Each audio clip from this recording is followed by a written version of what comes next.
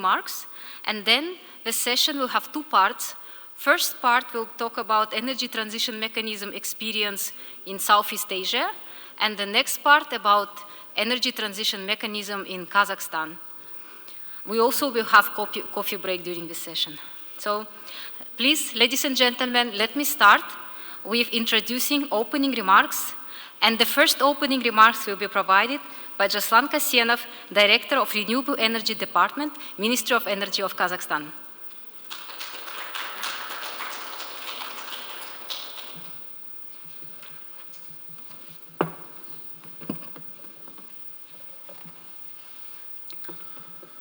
Здравствуйте, уважаемые коллеги, уважаемые участники сессии.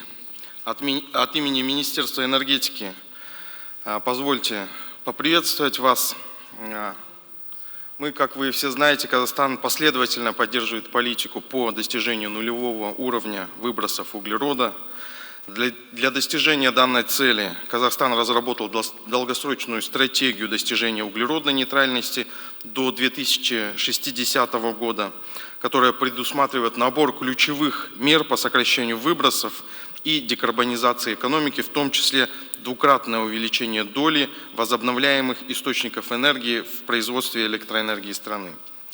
Мы взяли на себя обязательства в рамках международных соглашений по борьбе с изменениями климата и сокращению выброса парниковых газов, понимая, что мир стоит на пороге значительных изменений в энергетическом секторе. В этой связи предпринимаются активные шаги, направленные на развитие возобновляемых источников энергии, а также на достижение целевых индикаторов в области ВИЭ, предусмотренных концепцией по переходу Республики Казахстан к зеленой экономике. Действующая система господдержки развития ВИЭ и первые законодательные инициативы были закреплены в законодательстве с 2009 года. С 2018 года применяется открытый механизм международных аукционных торгов, который получил высокую оценку как международных, так и отечественных экспертов. Аукционные торги показали большой интерес со стороны потенциальных инвесторов. Это подтверждает превышение спроса над предложением. В торгах за все время приняли участие представители компаний из 232 стран, из 232 компаний и 13 стран. На сегодня в Казахстане действует 139 объектов ВИЭ, установленной мощностью свыше 2600 мегаватт. Согласно заключенным договорам с расчетно-финансовым центром, до 2027 года планируется ввести в эксплуатацию дополнительно 33 проекта мощностью порядка 1 гигаватта. Также новшеством в текущем году мы утвердили график проведения аукционных торгов, а также показали видение развития возобновляемой энергетики в виде плана до 2027 года, в соответствии с которым общая мощность, планируемая к выставлению на аукционных торгах, составляет порядка 6,7 гигаватт установленной мощности. Это позволяет инвесторам заблаговременно. Спасибо за ваше внимание.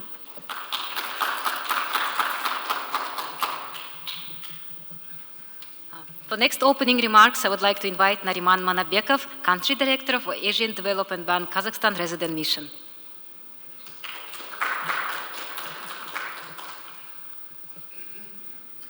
Usually I speak in English, but today, because of audience, I will speak in Russian with your permission. Уважаемые участники сессии, друзья АБР, мы тоже приветствуем вас на этом мероприятии, посвященному обмену опытом по продвижению механизма энергетического перехода, или сокращенно ETM, по первым буквам Energy Transition Mechanism. Как мы все знаем, сегодня наблюдается рост добычи угля.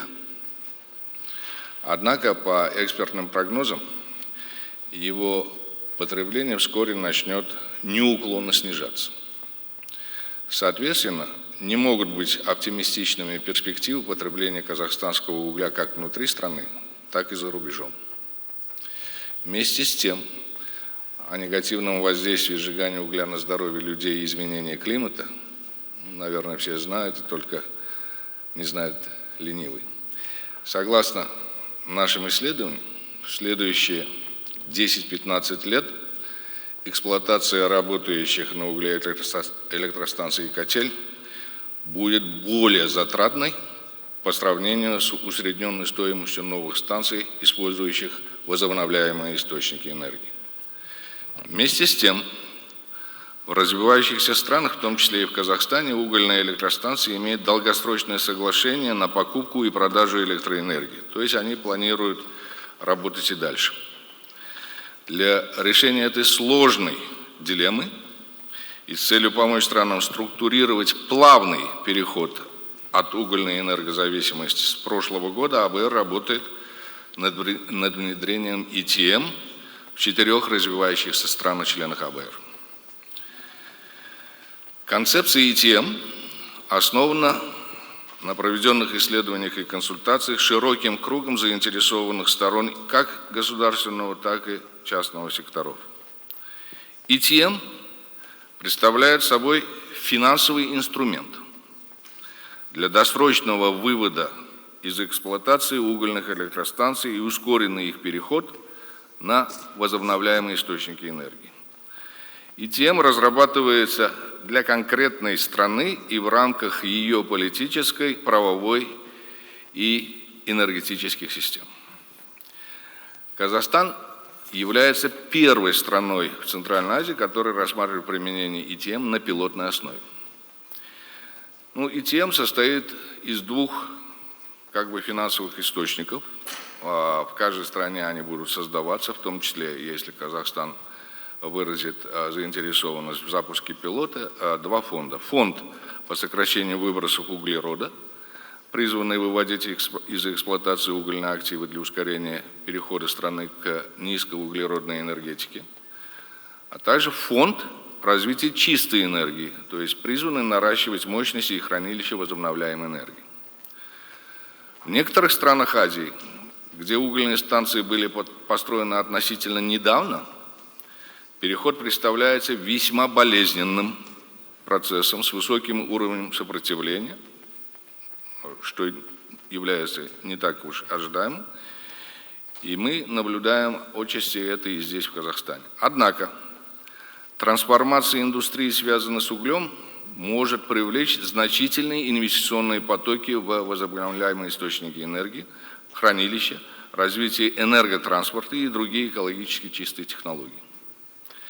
АБР совместно с региональными и международными партнерами проводит работы по исследованию, пилотированию и сопровождению ИТМ в 4 странах Азии, как я сказал, и при поддержке АБР проводится оценка нормативно-правовой и институциональной базы для утверждения ИТМ в Индонезии, Филиппинах и Вьетнаме.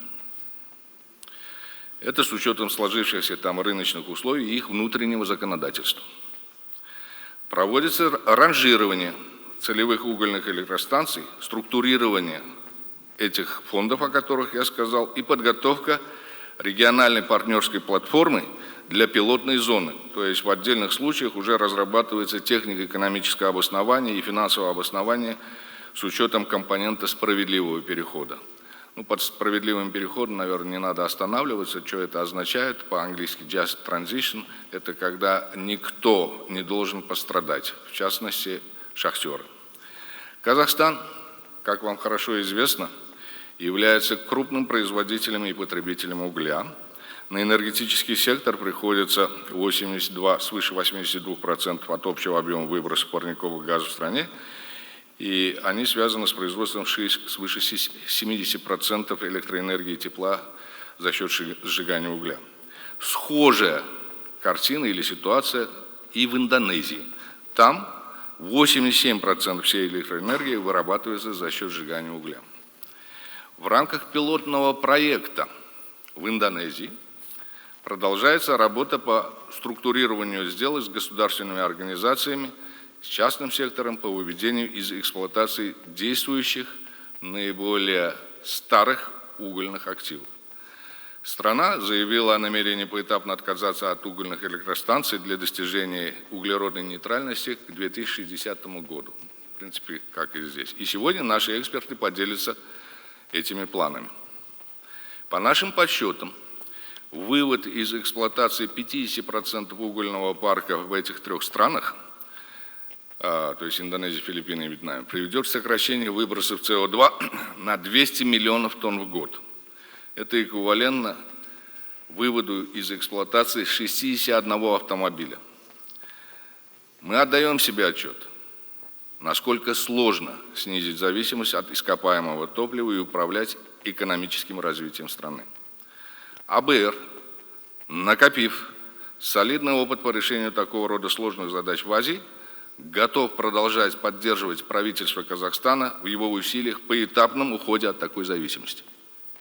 Для этого, конечно же, от правительства потребуются ответные шаги в реформировании сектора и корректировке государственных инвестиционных программ с тем, чтобы ускорить реализацию зеленых проектов с подкрепленным источником финансирования.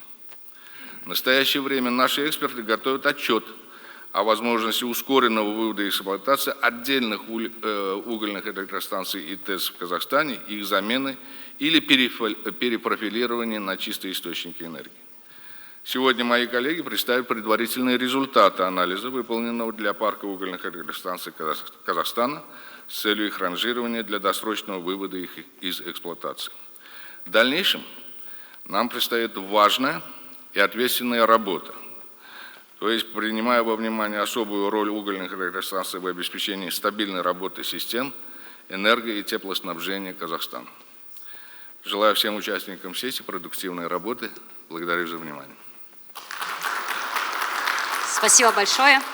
Я приглашаю следующего спикера Сенджу Баек. Он Deputy Dean Азиатского банка развития института, находится в Токио, в Японии.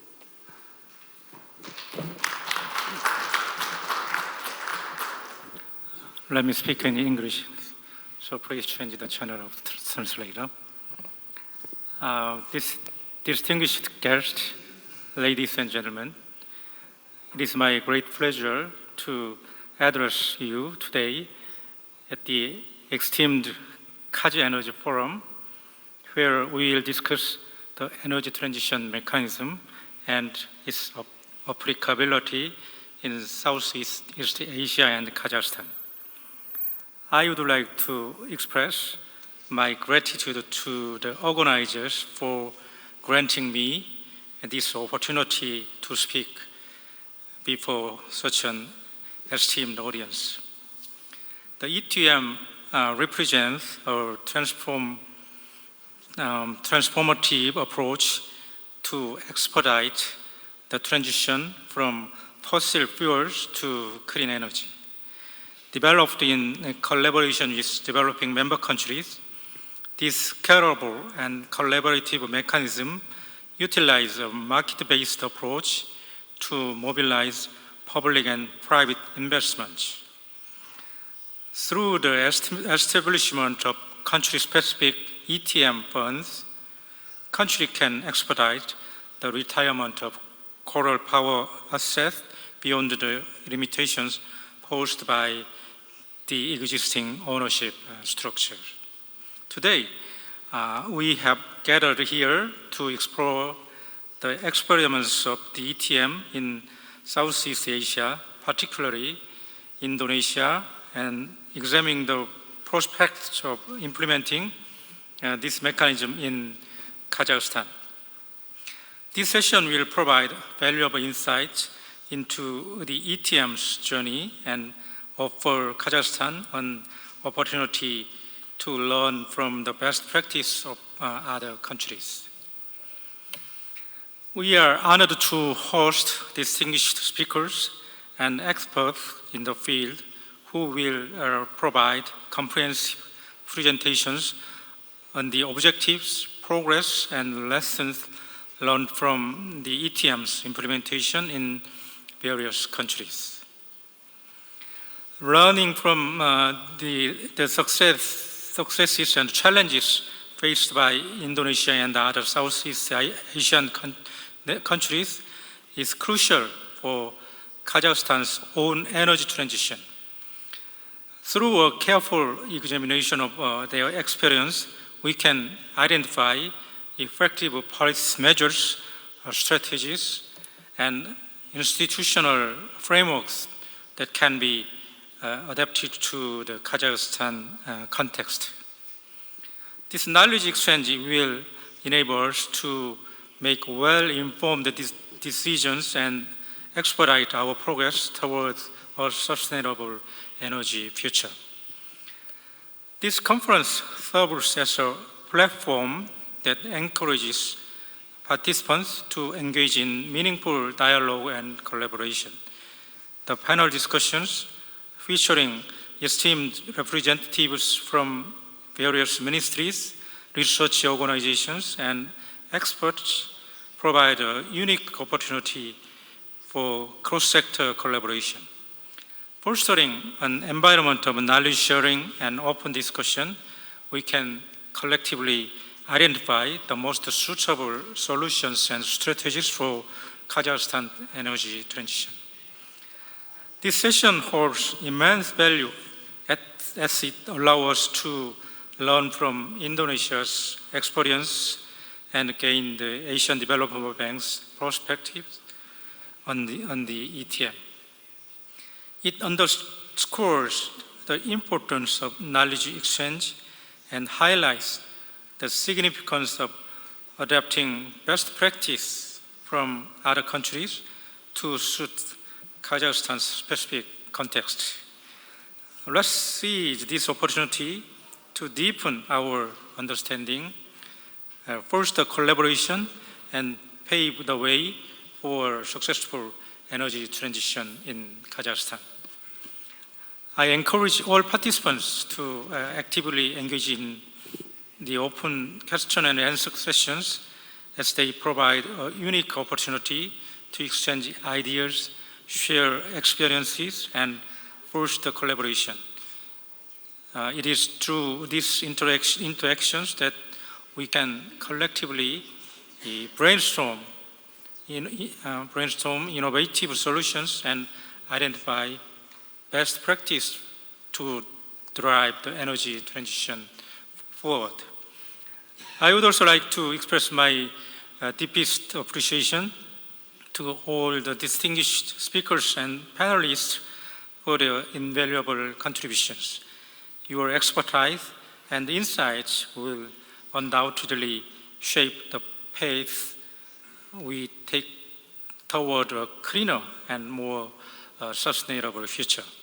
I also extend my gratitude to my ADBI, ADB, and Kaz Energy colleagues for their dedication and commitment to advancing the energy transition agenda. I wish you all a productive and enriching conference. Thank you very much. Many thanks, Didi Bek. Я предлагаю всем теперь присоединиться к следующей сессии.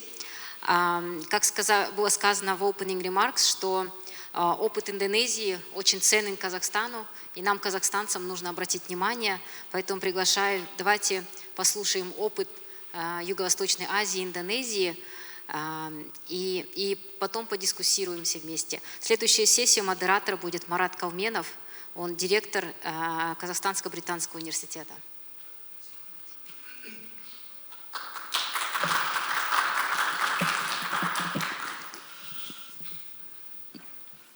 Слышно? Қайырлы күн, құрметті әріптестер, қатысушылар, бүгін өте құрметті күн. Дальше. Хотел по-русски продолжить, да?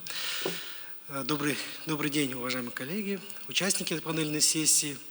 Сегодня у нас уникальный день. Там не только мы будем сегодня обсуждать международный опыт, но и обсудим результаты, первые результаты обследования применимости этого международного опыта в условиях Казахстана.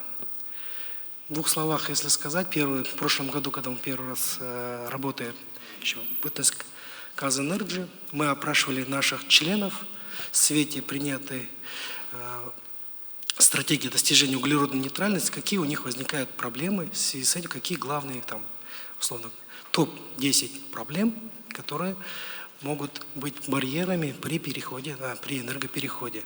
Тогда было озвучено как раз номер 1 Во-первых, что в основном у нас не только угольная генерация, она является на очень высоком уровне устаревшей, изношенной и на 70% как бы угольной.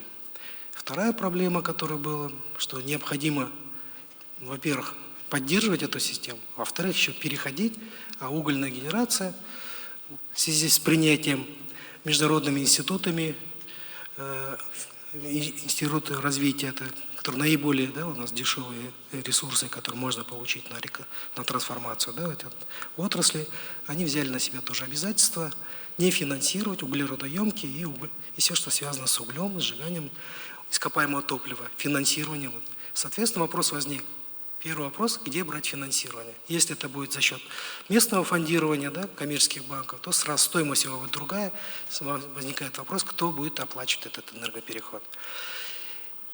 И только даже эти два вопроса ключевых брать, соответственно, мы начали в Казэнерджи искать инструмент, финансовый инструмент, который помог бы нашей отрасли осуществить максимально, оптимально, экологично, произвести этот переход. Вы знаете, есть такой подход, как энергетическая трилемма, которая состоит из трех основ. Энергетическая безопасность, экономическая доступность и третья – экологичность. Если мы до принятия этой стратегии энергетики, и в том числе наши уполномоченные органы, рассматривали развитие энергетики в первую очередь с позиции энергетической безопасности, чтобы она должна быть доступна. Второе – его стоимости для потребителей. И только в последнюю очередь рассматривалась экологичность. Сейчас эта трилемма перевернулась, стала экологичность во главе угла. Соответственно, у нас ни тарифная система, ни самый план развития, логика была построена на экологичность, на экологичность не была построена. И вот тогда мы познакомились с инструментом, предложенным Азиатским банком развития, изучили его. Конечно, он теоретически звучит очень красиво, получишь средства на энергопереход, при этом не потеряв энергетическую безопасность. Это по факту инструмент, который позволяет рыночным способом, экономически стимулирует переход игроков угольной отрасли на низкоуглеродное развитие, либо на возобновляемый источник энергии, в данный момент имеется в виду. И, соответственно, мы начали изучать, обратились в министерство нас поддержало тогда в этом вопросе. Министерство, соответственно, обратилось уже Азиатский банк развития, чтобы Казахстан рассмотрели тоже в этом сколе стран, которые готовы применить у себя этот механизм. И вот сегодня, почему говорю, уникальная возможность, это как раз познакомиться первым опытом, это уже не в теории, это уже на практике, на Индонезии, одной из крупных экономик Юго-Восточной Азии, 16-я экономика, 17-я, по-моему, экономика мира. Так же, как Казахстан экспортирует уголь, сжигает уголь. И единственное, у нас климат может быть разный, а в плане протяженности где-то мы где-то рядом. Использование угля основой нашего благосостояния, нашей страны также является угольная генерация. И вот когда мы познакомились с амбициями, которые взяла на себя страна, конечно, она превышает взятые нами страны, если мы там 15%, у них идет речь уже почти 29%, это, конечно, колоссальный. И тем самым мы как раз рады, что Азиатский банк развития нашел возможность, пригласив наших гостей, чтобы они могли рассказать уже с горячих из полей, рассказать о том, как это у них происходит, с какими трудностями они столкнулись, какие вещи, и тем более у них опыт, они же параллельно еще заключили климатические соглашения с ведущими странами на встрече двадцатки, это подписали документы, у них два инструмента на самом деле оказалось, один другому не противоречит, тем более у нас было интересно. Мы подготовили небольшие вопросы, в первую очередь мы предлагаем разбить его на два этапа. Первый этап мы давайте заслушаем, если будут вопросы, мы им зададим, а потом пригласим наших панелистов, наших экспертов местных и вместе обсудим, как это у нас может быть сработать, насколько она к нам подходит. Спасибо за внимание. Извиняюсь, что за такое долгое представление. Давайте приступим тогда. Сегодня с нами замечательный финалист. У нас 3 эксперта. Это директор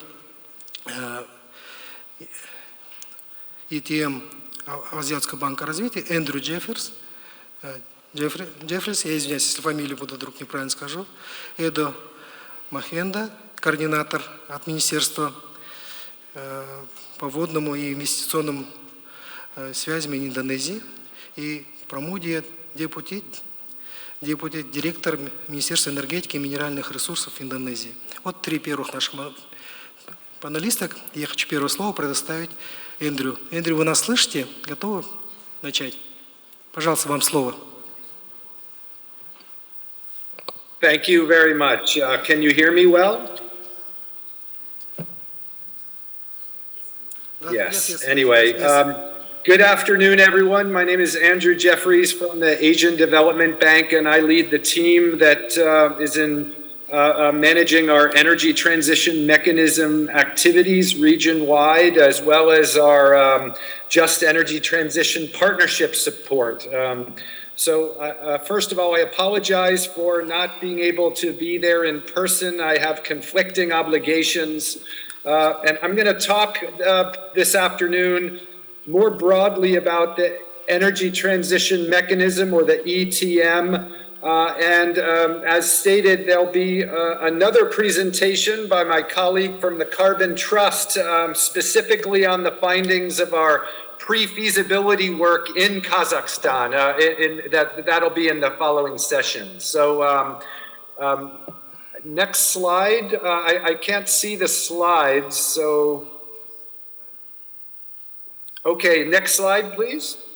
So very quickly, I'm going to give you a quick overview of ETM and its rationale, the approach we're taking at the ADB, progress and work done to date, and then talk about some opportunities and challenges, strategies for private investment, and then key policy and other measures for implementing the ETM.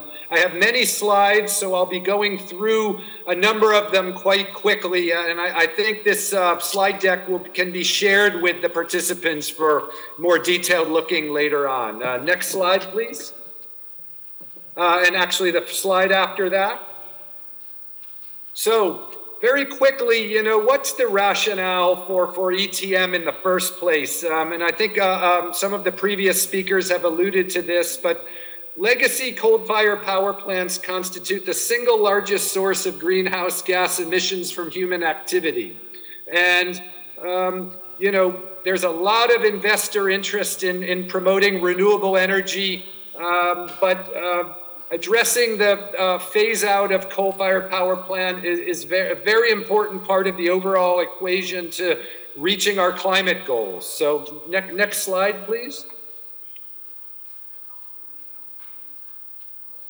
Next slide. Yeah, okay. So, you know, this graph merely just shows that, you know, the amount of coal-fired electricity remains very significant in developing Asia. And as a multilateral development bank supporting our Asian developing member countries, you know, we've come up with this mechanism to try to help with the transition.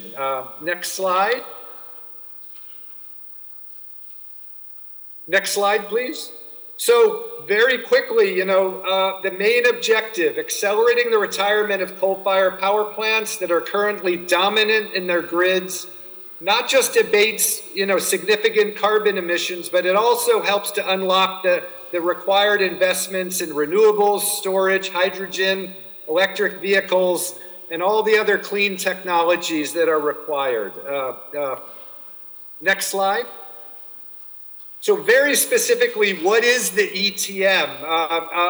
At the top, a very short answer is, you know, we've launched the ETM as a replicable and scalable market-based model to help accelerate the transition from coal to clean power.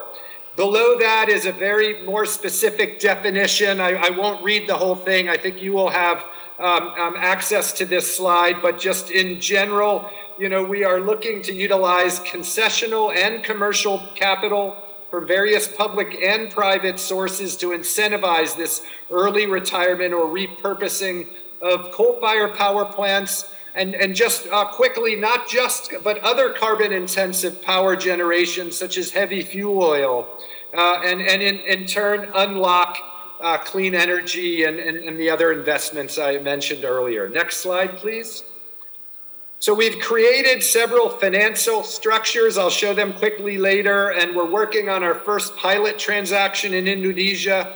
We look to learn from these pilots and ultimately achieve scale up. So, our role at ADB is to help crowd in public and private sector partners to support this challenging type of transition. Next slide. All right, okay, this is a very busy slide, and I won't go into a lot of detail on it, but it just basically shows the kind of broad snapshot of the program we have. On the left, we have, the ETM Partnership Trust Fund, which is raising concessional funds from donor countries, governments, and philanthropies.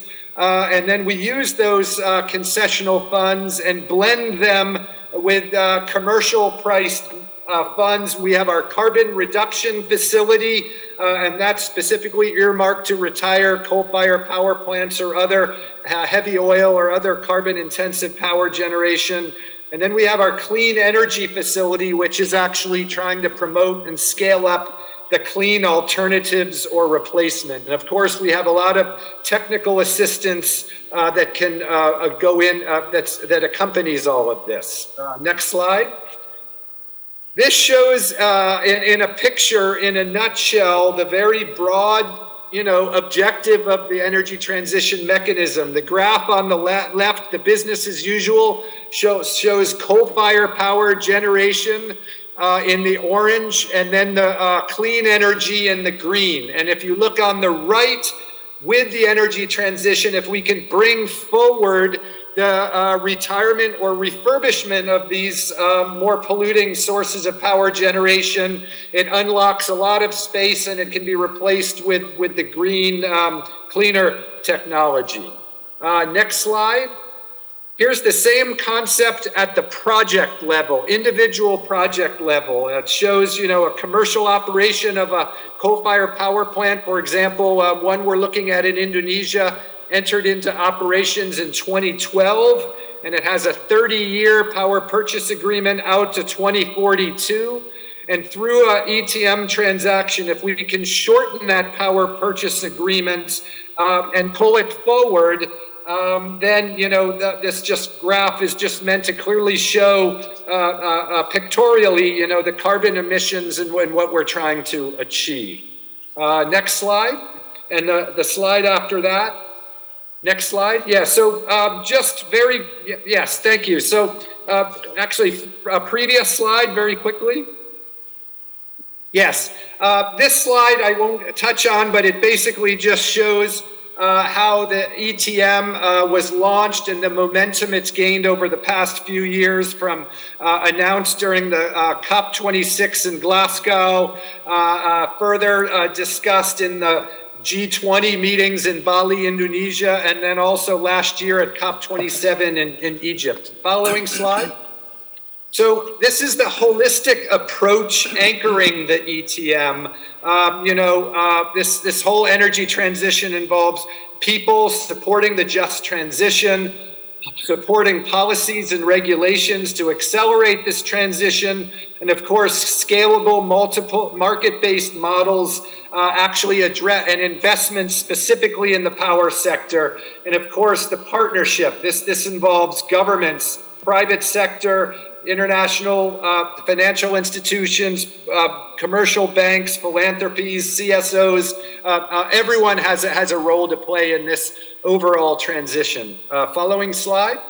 Okay, so this basically shows the phased approach of the ETM. We usually start at the country level with a pre-feasibility study. As I mentioned before, we're near finalization of such a study in Kazakhstan, and I'll show later what we've done in some other countries.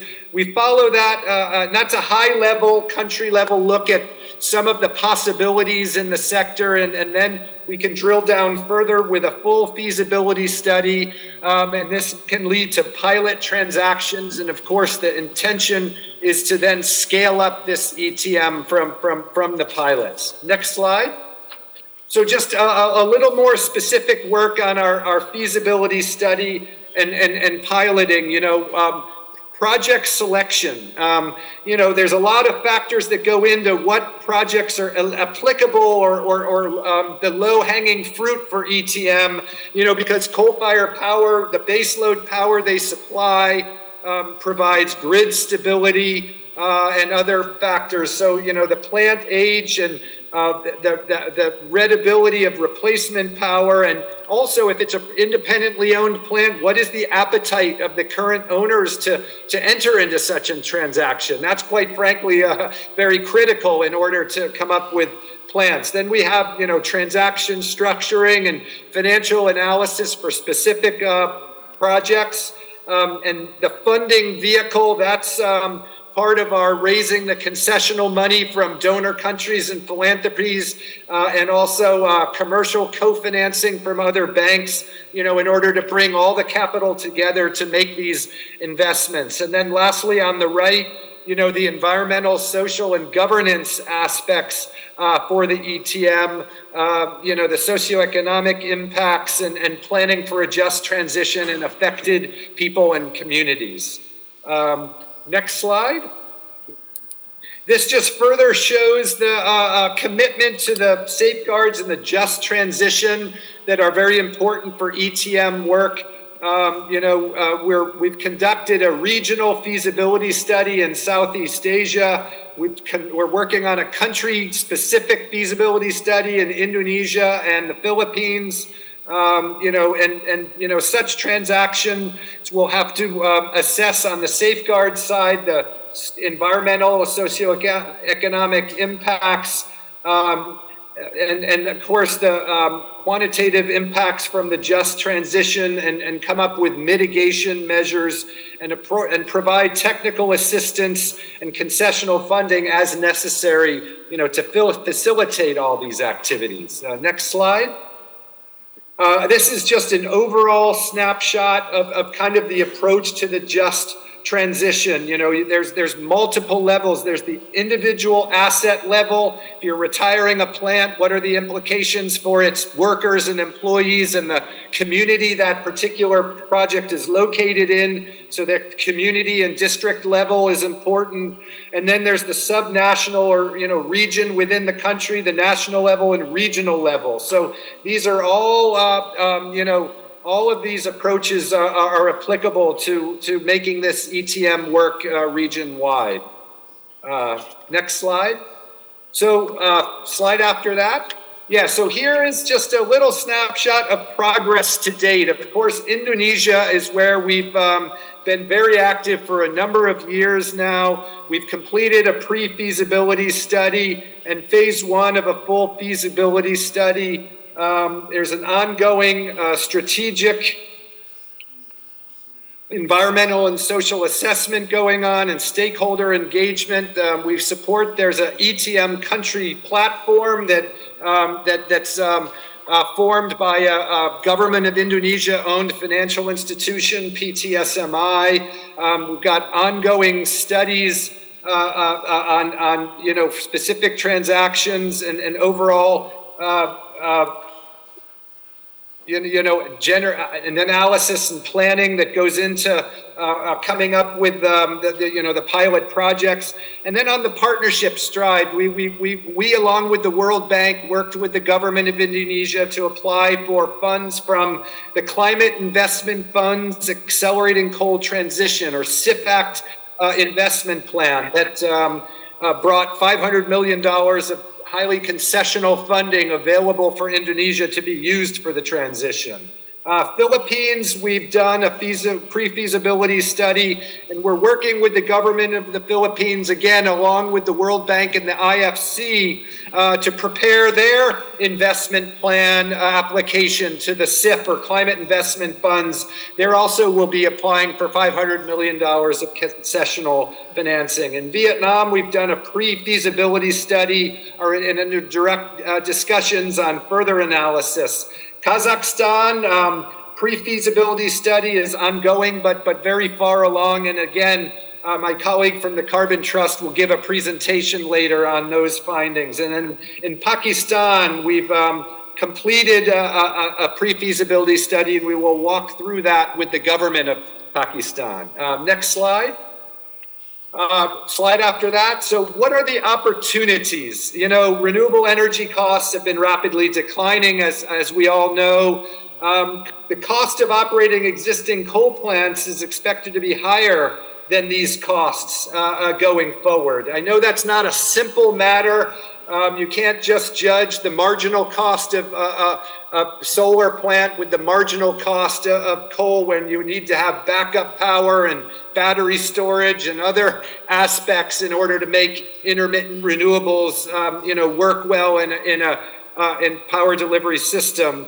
But, there's been a fourfold increase in global coal prices in recent years, and this might not apply to Pakistan, to Kazakhstan that has, a domestic supply, and Indonesia as well. But if many countries are dependent on imported coal, and if given these high prices, that causes energy security concerns and the need to diversify away from coal. There's also a lot of strategic government incentives and programs and targets to collateralize. And again, corporations themselves have net zero targets that help create opportunities for this transition. Next slide.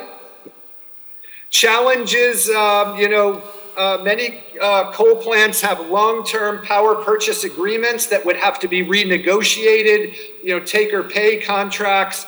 Many economies are very fast growing with tight power supply. And so that makes early coal retirement more difficult. And finally, a relatively young age of coal plants in many Asian regions, make intervention necessary. Following slide.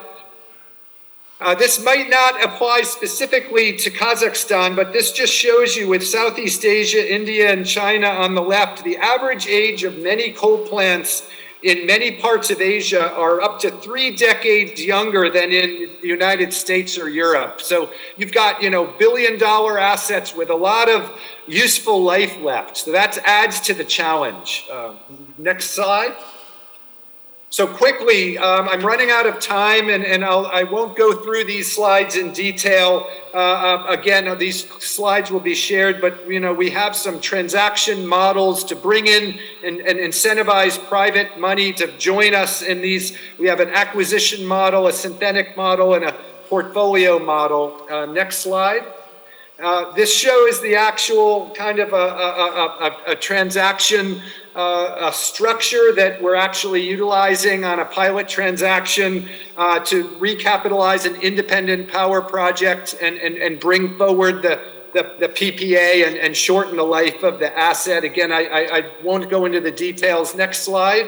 And this shows kind of the top graph shows the cash flows from the business as usual case before the ETM transaction. And then the lower part shows the business case. The orange at the top is the debt repayment, and the blue is that's all the money going to the equity owners of the project. And in the ETM transaction, the green is the ETM loan, and it shows it repays the existing debt, and it allows the current owners of the plant to be relatively return neutral, yet bringing the end date of their plant forward by 7 or more years. Next slide. Here's an example of, a funding vehicle. This is to, promote the other side of the equation, replacing the coal powered with cleaner energy sources. And it's a model where stapled financing and maybe concessional financing can be brought to bear to help lower the cost where necessary, and in countries and markets where that's necessary to reach, to jumpstart and promote renewable energy, investment. Next slide. Next slide, please. Next one.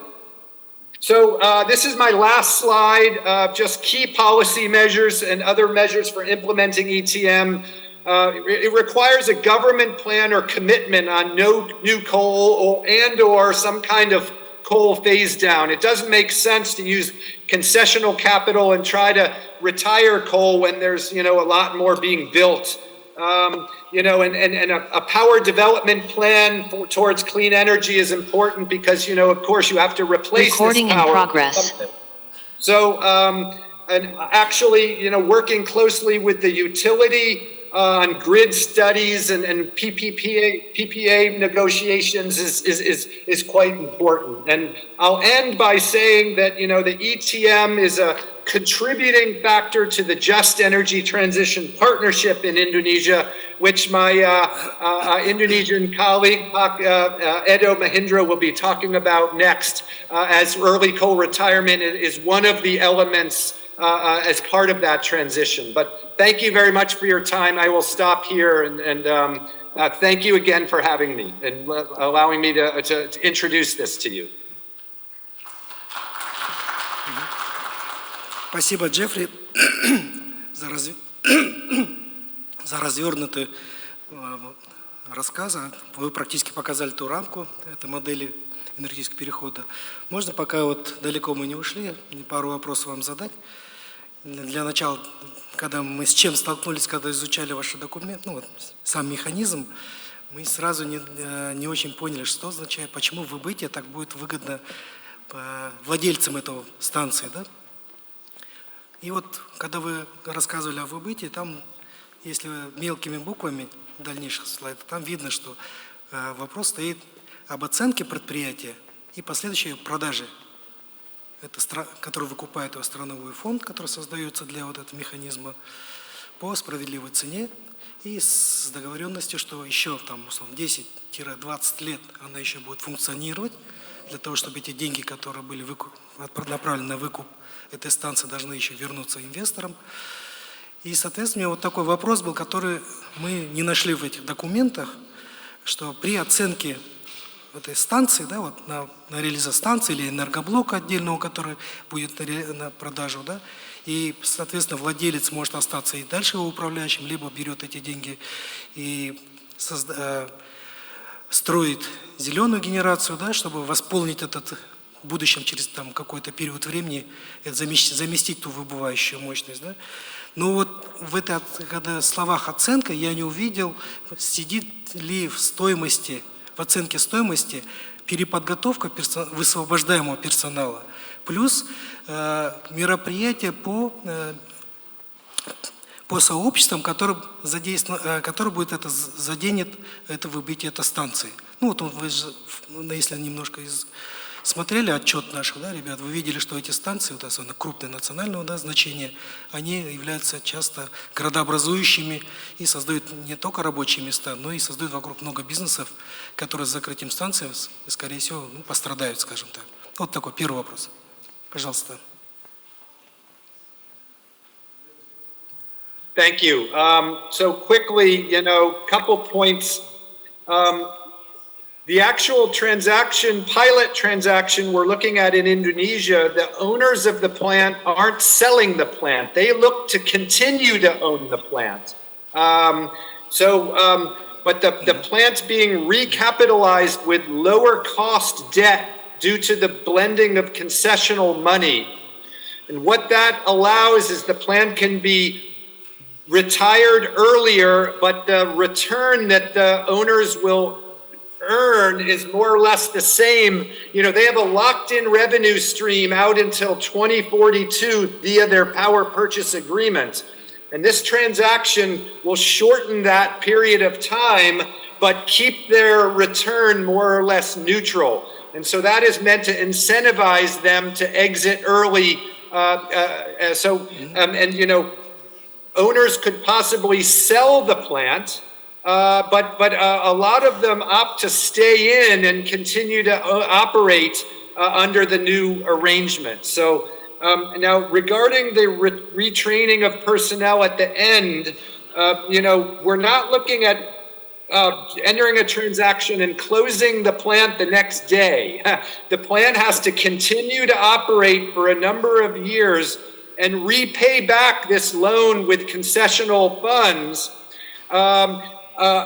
because then we can recycle those funds to use in other transactions. If we had unlimited concessional money, we could buy plants and shut them down. But that may have implications for the grid or for the energy security or reliable supply of the country. And as you mentioned, for the communities themselves. So the idea is you're shortening the life of these coal plants, but they're still going to continue to operate for 10 more years, 12 more years. Every project would be different and specific based on the numbers and the financial revenue stream, and all of that needs to be calculated and evaluated. Now, as for what happens to the employees, every country has certain laws and requirements for, when you close down a business, what kind of severance or other benefits do employees gain? And then we want to work with the country on these plans. We have technical assistance funds available, but that's the next step, is when we actually look at real transactions, do an evaluation of the impacts of these transactions, and work with the government, whether it's the local government or the national government, to anticipate these impacts and how to mitigate them, how to do some retraining and other aspects, to address these impacts on the communities.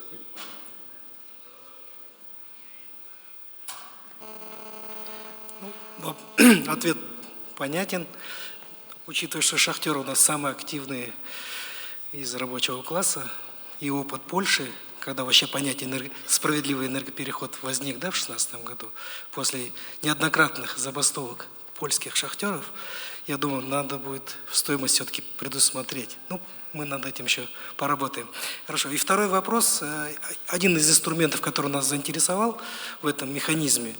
Не буду скрывать, что у нас многие наши предприятия из угольной отрасли, они в свое время получили в том числе от Азиатского банка развития, от других международных организаций кредиты, которые сейчас можно отнести к запертым инвестициям. И в этом механизме там было так, что выкуп, когда оформляется документация на выкуп, в том числе используется механизм не передача денег, а когда идет за счет списания этих кредитов. Вы можете чуть-чуть пару слов про это сказать?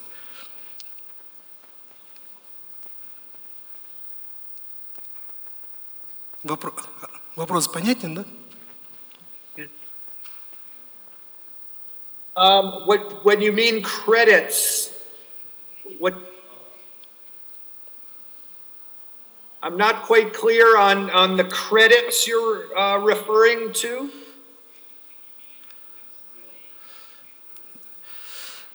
Наши многие предприятия в свое время на трансформацию, на реконструкцию своих предприятий получили финансирование с международных организаций до того, как они приняли на себя обязательство не финансировать углеродоемкие производства.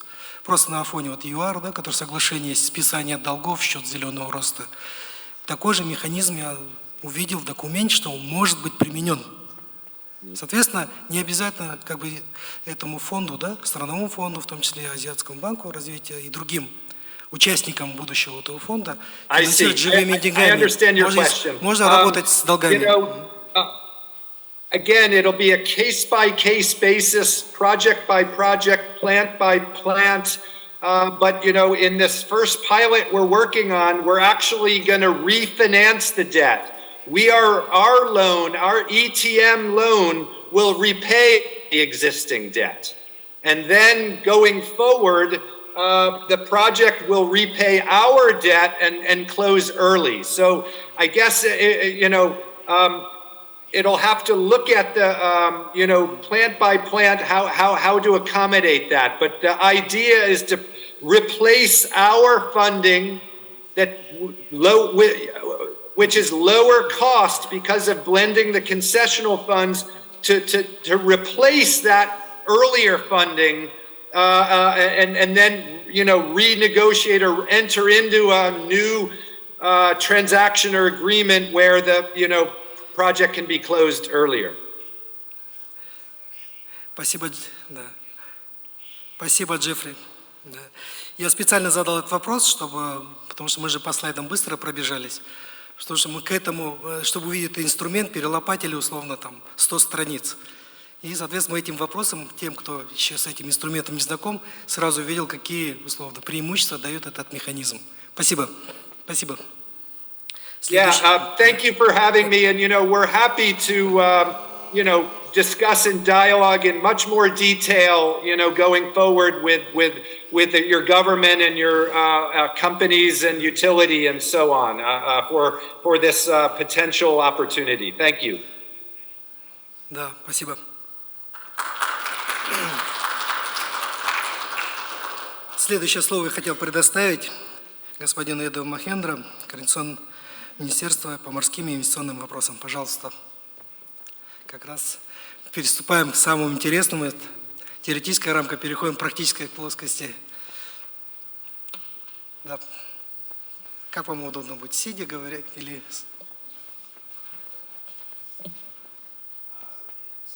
Окей.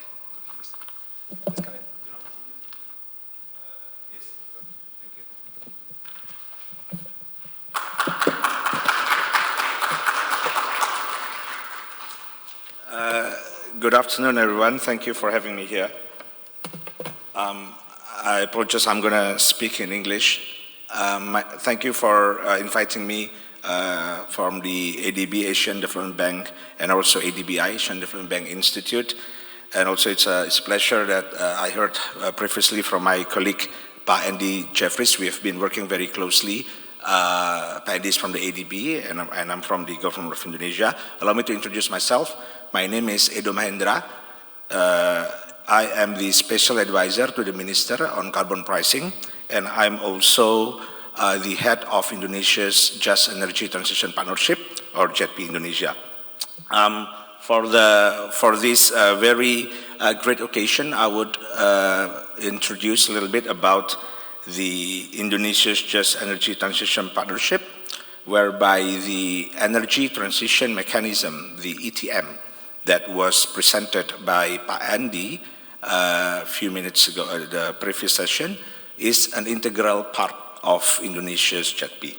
So I'm going to start. Okay, excellent. So I'm going to divide my presentation into 3 topics. The first one is to give a context, basically the overview and setup of Indonesia's JETP. Second, I'm going to touch upon the process and progress so far of Indonesia's JETP, and then the challenges and takeaways from JETP Indonesia. And this is very privileged to be here. Before we concluded the negotiation with the international partner groups, which is basically the G7 plus Denmark, Norway, and the European Union during COP27 in Egypt, I learned a lot from the first country I'm from the first JETP country, which is South Africa. So I went to Cape Town and I learned from them. And then we had Indonesia's JETP as the second country. And then afterwards, Vietnam announced their JETP as the third country.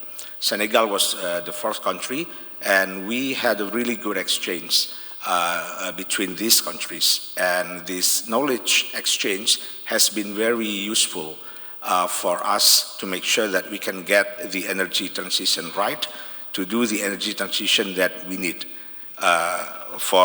Because each country has different challenges. Every country has idiosyncratic challenges. The challenges that are faced by South Africa, for example, is different from the challenges that Indonesia is facing. The same for Vietnam, also for Senegal. I'm going to... Okay, so the first part, basically, I would like for everyone to give an explanation a little bit about the JETP.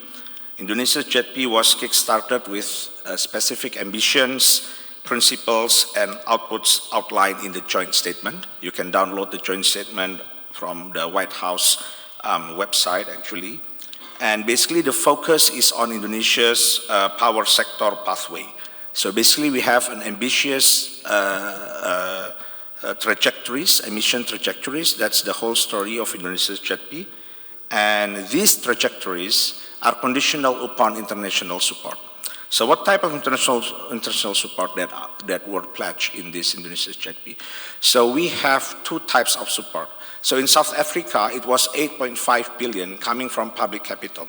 That was from the G7 plus countries. For Indonesia, the leaders of Indonesia's JETP from the IPG are the United States and Japan. So initially, the pledge was 10 billion. And then this was leveraged this was leveraged by the 7 financial institutions coming from the members of the Glasgow Financial Alliance for Net Zero, GFANZ. 7 banks to leverage this 10 billion with another 10 billion. So hence we get this 20 billion of pledge, a combination of public and private, that is basically that should be used for Indonesia's JETP journey. Again, the focus of Indonesia's JETP is the emission trajectory. We want to have this lowered with a clear pathway going forward, in line with our ambition, and then also very significant penetration of renewable energy in the energy mix in Indonesia, and also to give our best effort to accelerate or pull forward the net zero emission targets for the power sector. But again, there are some conditions that we have to meet here. One of the directives that I received from the minister is to make sure that the energy transition of Indonesia has to come out of the energy transition better off. So the condition that we will have after that should be contributing positively towards Indonesia's economy and also to ensure that we can guard the energy affordability. Also, we need to guarantee the security, stability, the independence, and also the just transition aspects. Because whatever changes, be it policy changes or the changes in the structure of the economy and the power sector and energy generation, normally it will create winners and losers. So we have to make sure that we mitigate the unintended perverse impact coming from the energy transition journey. And also we have to ensure the energy sustainability. And one important thing, because Indonesia's power sector is basically, utility sector is basically a monopsony and monopoly by our state-owned enterprise in the power sector, which is PT PLN. So we have to make sure as well that we maintain long-term financial sustainability for PLN and its subsidiaries. So what are the key outputs? So what we are preparing in Indonesia's JETP is basically investment requirements and opportunities to deliver on Indonesia's just energy transition. Second, we provide outline of policy recommendations that will be necessary to address any regulatory barriers in the energy and the financial markets to support investments in renewables. And third, development of outputs that were led by the government of Indonesia and with the support coming from the Secretariat. So this will be basically the content of the comprehensive investment and policy plan that the JETP will produce. Hopefully it will be launched before COP, and there will be some socialization during the COP28 in late November or early December in United Arab Emirates. So of course everyone is invited to visit Indonesia's pavilion to listen to a series of Indonesia's JETP investment plan socialization. The CIPP is a living document which will be regularly updated and rejuvenated to reflect both internal and external development, and also hopefully the lower cost of technologies going forward for renewables and access to that. And this is how we structure Indonesia's just energy transition. So basically what we did is we separate the two layers. So we do not want the transaction level to be mixed up with the policy level, because it is important to ensure that policy is really at the sovereign authority of the government. So for this, we have the policy level should be negotiated or discussed between the government of Indonesia and our IPG partners. But for the transaction level, so here we basically try to minimize the transaction costs. especially the non-monetary taxation costs, which includes the surge costs. We want to minimize this so that we can make it a bit more linked between the potential projects, project developers, and the financiers. Hence, this includes basically the 20 billion pledge coming from the JETP, coming from the IPG and GFANs.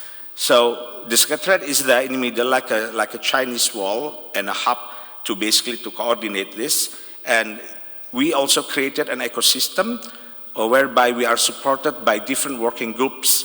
Here we have 4 working groups: technical, led by International Energy Agency; policy working group led by the World Bank; financing working group led by Asian Development Bank, which is also providing the official institutional and knowledge partner for the Secretariat, and Just Transition is supported by the UNDP. After the first CIPP is launched, we will focus next to the end-use part of the energy transition journey of Indonesia. That is to focus on the energy efficiency and electrification. We have ambitious plan for this, and we would like to also invite everyone to invest in this energy efficiency journey. Next part, I'm going to discuss basically about the process, how to make sure that everything is done in inclusive manner. So I would say that this is the first time in Indonesia that we are creating a plan that is really inclusive. Everyone, every hands on deck, which also includes not only international organizations, but also representatives from the civil society, especially those from the think tanks. So we have international experts' contribution within the JETP working group. So these working groups do not lead or produce the policy changes. This should be led by the government. However, their inputs are used by the Secretariat, so that I will decide to what inputs from them that will be the output coming from the Secretariat, which is the investment and policy plan. And then we have in-depth consultation with key stakeholders. We have like over 150 consultations, discussions, and we have public FGDs as well to make sure that the process is really inclusive and also transparent.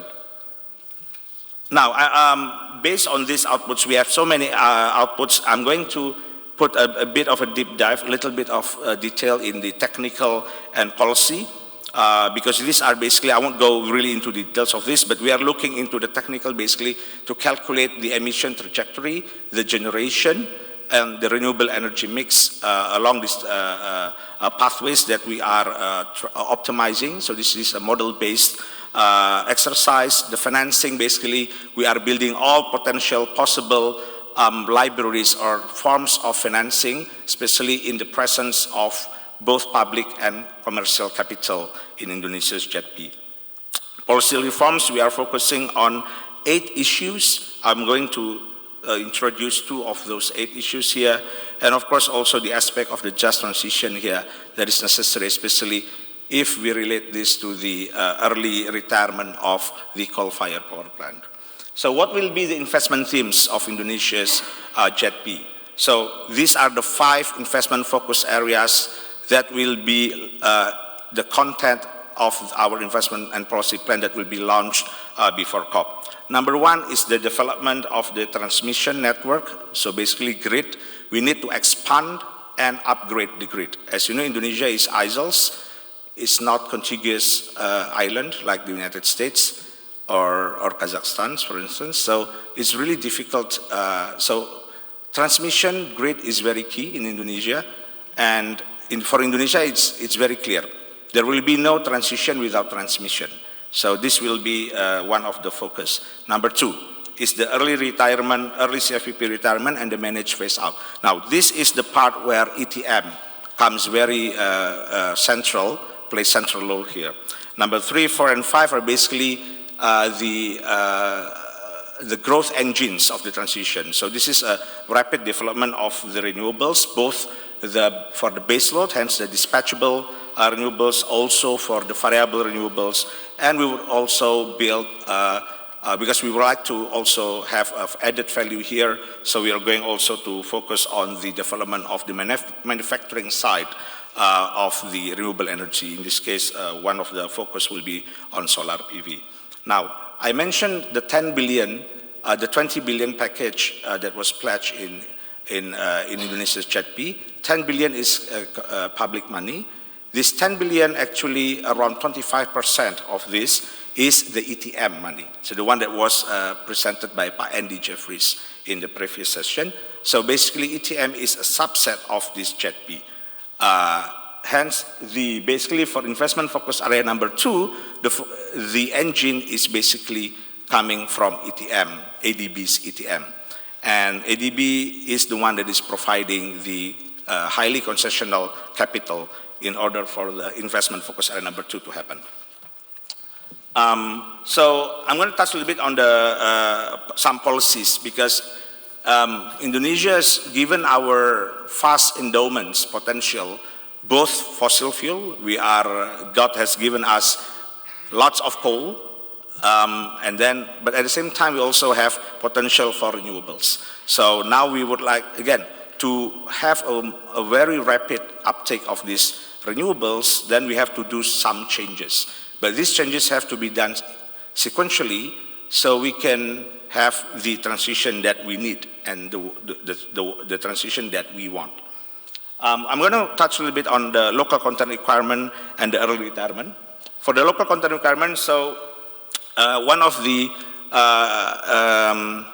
instruction from the leadership in Indonesia is to have a strong domestic national capacity in manufacturing. So we have this LCR policy, but then again, normally these kind of things, we need careful calculations. So going forward, Indonesia will do some relaxation of the LCR so that we can revisit the LCR for key industries to even boost renewables, while at the same time we are making sure that the roadmap is clear so that going forward it's not about eliminating the LCR, but it's about to give the clear pathway so that our domestic industries after some time can reach the LCR aspirations set by the government. Number 2, we will also revise the existing regulations related to LCR towards loans that are highly concessional, be it from the development financial institutions or multilateral development banks. So this is the things that we are trying to resolve. Господин, это время немножко. Time. I think time, yeah, okay. 2-3 minutes, okay? Yeah. So, and then this is, I think, the one that is really important about early retirement, because this is about ETM. So, again, several issues about regulations in Indonesia. We have to make sure that,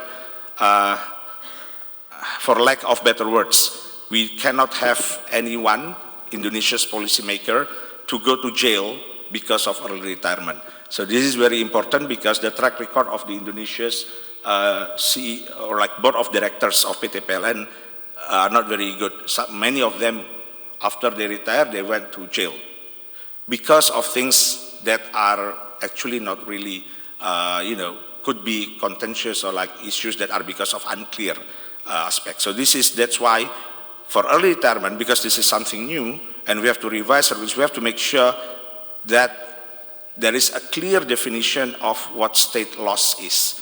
Sometimes, someone can go to jail because it is deemed that it's created from state loss, even though it is a business decision made by the state-owned enterprise. So this thing we have to make sure that policy changes, it's clear, there is compensation mechanisms and also regulations that provide safeguard protection for our company, and also to make sure that it will not violate the debt covenant, because some of these assets are used as the debt covenant of the company. So now finally, what we can learn from this Indonesia Just Energy Transition is the economic growth imperative. Energy transition should not impede Indonesia's economic growth, and it has to provide affordable energy to the power for the Indonesian people. Number 2, we cannot have PT PLN, our state-owned enterprise, to go bankrupt. Because now Indonesia is an investment-grade country. PLN is also an investment-grade company because it is basically practically it's a sovereign because it's guaranteed by the state. So we have to make sure that we keep this We have to make sure that all these financial transactions do not hurt the financial sustainability of our state-owned company. Again, number 3, archipelagic structure of Indonesia, which means that we cannot have aggressive renewables if we do not upgrade and expand our grid. Number 4, it's really important to have a political consensus to make sure that there is a universal buy-ins coming from different agencies and ministries in Indonesia. Final slide, I promise you, this is the final one. Some lessons that I can share with everyone here, with our Kazakhstan friends. First, there is no cookie cutter solution. Every country is different, the need is different. South Africa is having energy supply problem. Indonesia, initially we have some oversupply, at least for the next 2 or 3 years. So, because every country has idiosyncratic issues, so we cannot 100% apply solutions. We just import. So we have to make sure that we tailor it to our need. Second, there is no silver bullet, no single universal technology that can solve this issue globally. And if you can reduce emission without creating more problems, so we should use it. Indonesia has a very massive industrialization now happening in the northern part of Indonesia that needs really energy intensive. So we have to have this combination of policy and technology mix. Number 3, there is no such thing as free lunch. Please make sure, to my Kazakhstan friend, to make sure that whatever deal that you will have, make sure this is not business as usual. Something different comes to the table. Otherwise, it will just be the same. It will be just wasting your time. So make sure that you can get good deal. Make sure that there is something different before and after the deal. And then number 4, please know your numbers. So this is very important so that we can make sure that these numbers are agreed by everyone. Everything is evidence-based, data-based, and be transparent and be open.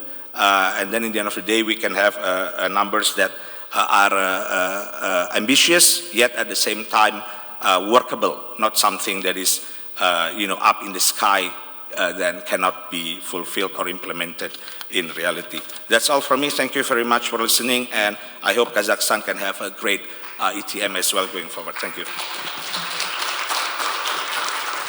Спасибо, господин Эду. Я приглашаю следующего нашего спикера, Прамудия, заместитель директора Министерства энергетики и минеральных ресурсов. Пожалуйста.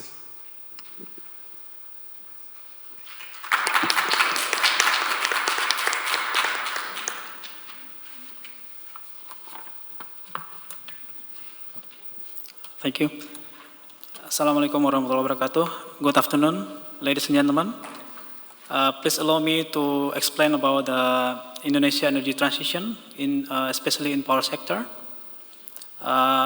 Maybe I will explore more technical what Pak Edo presented previously. Next slide, please. As we are aware, the climate change has become a global spotlight due to increasing evidence of its impacts on the world societies and environment. Even though Indonesia is not too big emitter for the CO2, but we are aware that Indonesia will get an impact because Indonesia is an archipelagic country. Based on the IPCC data, the climate change symptoms are getting stronger. The average global temperature has increased by about 1.1 degrees Celsius since the pre-industrial era, and is projected to increase by 1.5 degrees Celsius to 4.5 degrees Celsius by the end of the 21st century. And also the global sea level have risen by about 20 centimeters since the late 19th century. And they are projected to rise by another 26 centimeters to 82 centimeters by the end of 21st century. And the frequency and the severity of extreme weather events such as heat waves or drought and floods are increasing globally. The acidity of the ocean has increased by about 26% since the pre-industrial era. due to the absorption of carbon dioxide from the atmosphere. Next slide, please. Indonesia is an archipelagic country with more than 17,000 islands, and it is vulnerable to climate change risks, such as a rising of sea level.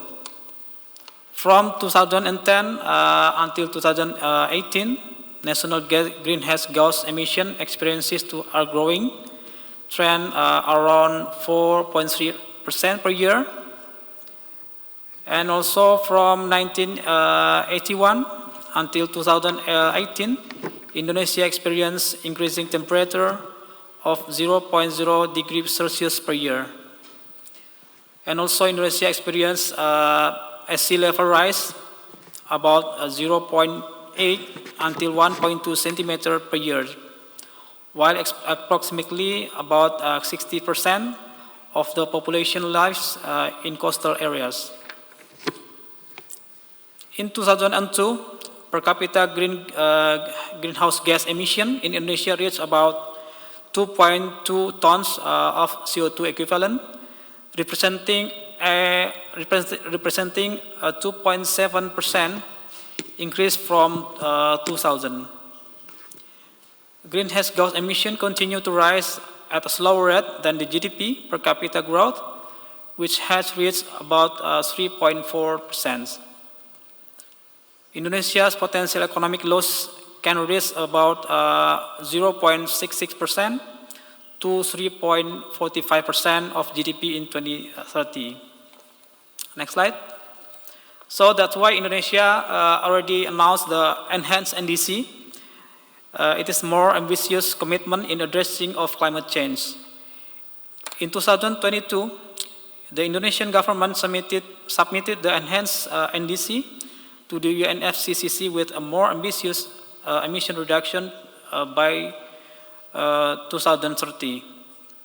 Our commitment, countermeasure 1, is to reduce the emission 31.89% below the BIU in 2030.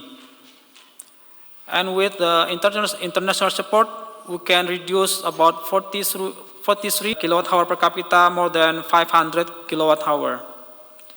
And also we have another scenario with the 6% GDP growth based on the target of our Ministry of Development. So with the 6% GDP growth, we will need the electricity growth about 4.8% per year, and will be reached 5,600 kilowatt-hour per capita in 2060. And if our economic growth more higher, about 7%, then our electricity growth will be more than 5% per year. If you see in the slide, in the right corner, the dominant of electricity demand is in industry. That mostly from the mineral industry. As you know that Indonesia right now developing the nickel and cobalt smelter. The industry is support for the energy transition, to making the batteries, to making the steel, and energy storage. Yeah. Next slide, please. This is the information about our current condition for the electricity sector. What Pak Edo said previously, our grid is not quite stronger. We are an archipelagic country. The stronger grids right now is in Java Island. Java is the majority people is in Java. While in the eastern part of Indonesia, we have no grid actually. But right now, our smelter industry is growing very rapidly in eastern part of Indonesia. So that's why in the right corner, you can see the fossil fuel, especially coal, is quite dominant in our power generation capacity. So right now, our total generation capacity is about 86 gigawatt, while the fossil fuel about 85% share of capacity, while coal is about 48 gigawatt capacity. Next slide, please. That is our challenge, how to reduce the emission, how to reduce the CO2 emission. Our coal-fired power plant is tend to higher until 2060, because nowadays our smelter industry is still growing. To develop the smelter industry for the energy storage. In the right side, you can see that the emission will be tend to higher until 2060. It will be total 478 million ton, while the JP target, what Pak Edo said the previous presentation, is about 290 million ton. So we have the gap emission in 2030 about 188 million ton, equivalent with reduction of 25 gigawatt of coal. That's our challenge, how to reduce a big amount of coal, while in other side we still need the growing of electricity to fulfill the demand of industry and also the other sector. Next slide, please. For a coal early retirement, we actually have some requirement. The first is the coal retirement is only after grid substitution is built. Early retirement for the coal-fired power plant is carried out only if the reliability of the system is guaranteed, namely if the replacement renewable power plant and or the addition of the transmission network has been operating. The second, have to assurance of the just transition, so there is no social impact from the early retirement of coal-fired power plant. The third is also the important aspect is affordable. Power generation cost is the same or better than the non-renewable energy alternative. And the fourth, I think the most important, is the confirmed international financial support. So all costs of the early retirement for coal-fired power plant, fire transition and replacement of the supply must be received the international financial support. Next slide, please. But before we get the international support, actually we already make our own effort, our best effort to do the carbon trading scheme in the power generation. So we set the target for each unit of power coal-fired power plant. If the coal-fired power plant has excess the emission based on the quota, based on the target, then the power generation should be by the CO2, should be doing the emission trading. The emission trading is a buying and selling transaction mechanism that cannot be carried out between generating units within the one entity. And also the power generation can do the emission offset. This is done by purchasing the emission reduction certificate issued by Ministry of Environment and Forestry, which come from energy sector emission reduction activities.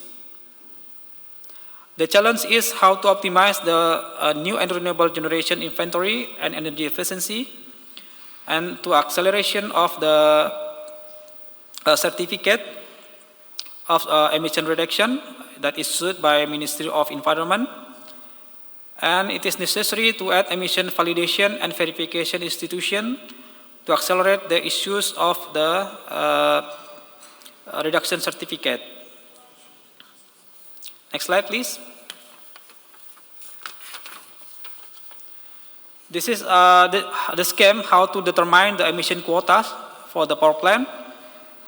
So the quotas is calculated based on the previous year of average emission.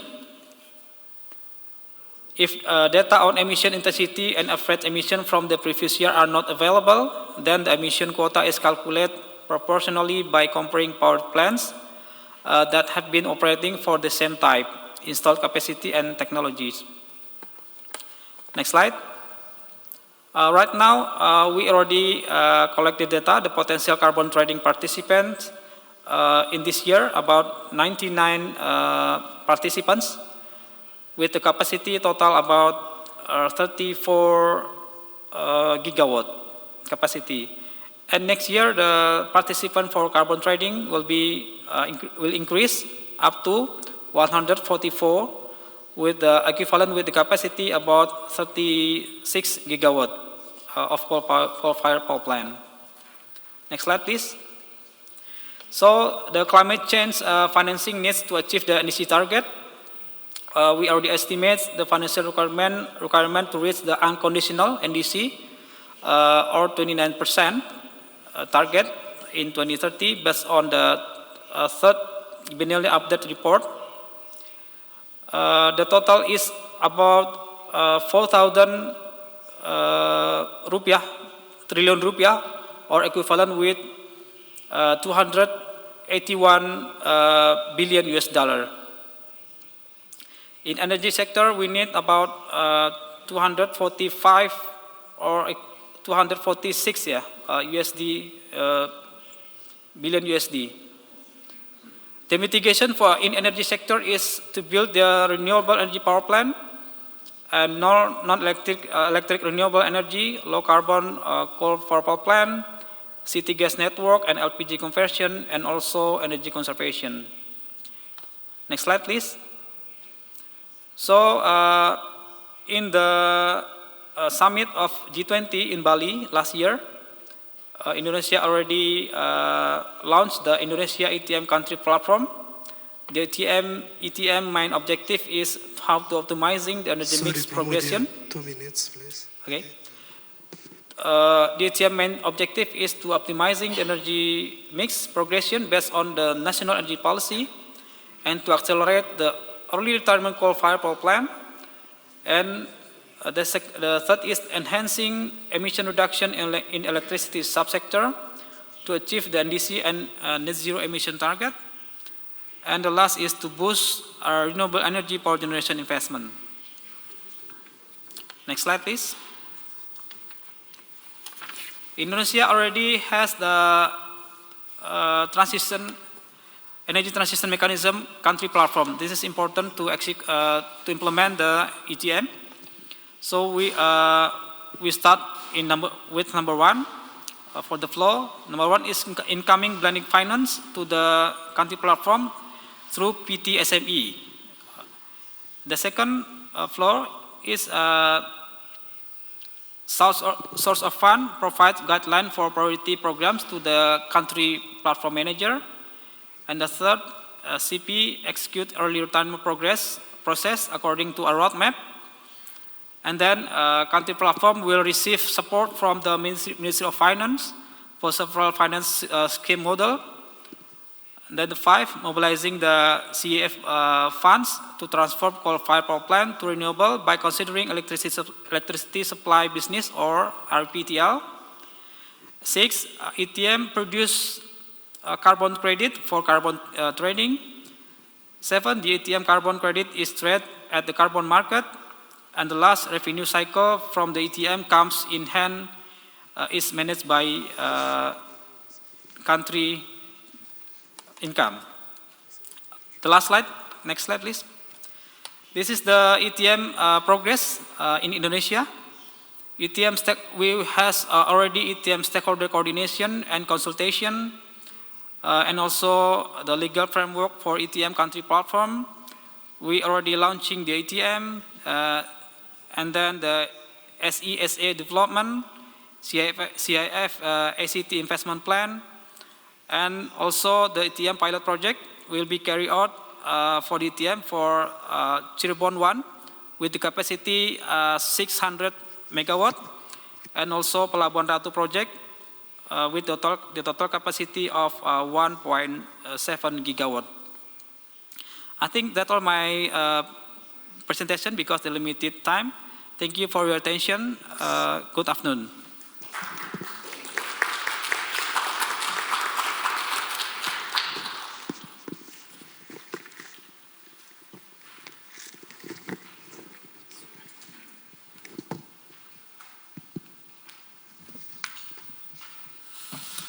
Благодарю господин промоудера, что уложились во время и очень смогли обзорно нам рассказать. Теперь хочу перейти к обсуждению сегодняшнего, то, что получили информацию, и приглашаю на панельную сессию следующих экспертов.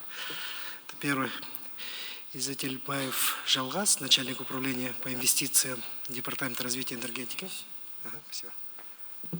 Здесь? Да, пожалуйста.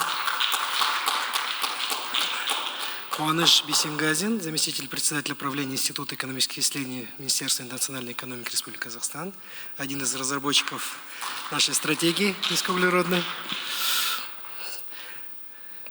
Айгуль Садибековна Соловьева, Ассоциация экологических организаций Казахстана. Пожалуйста, вас. И Жанат Салимова Тикаев, финансовый коммерческий эксперт Казахстана. Мы сегодня вот собрали, да, пожалуйста, собрали экспертов в финансовой сфере, экологической сфере, министерства и разработчика нашей стратегии достижения углеродной нейтральности. И, конечно, наших новых экспертов хотим пригласить, гостей. Пожалуйста, господин Эдом Махендра, пожалуйста, на сцену. Да.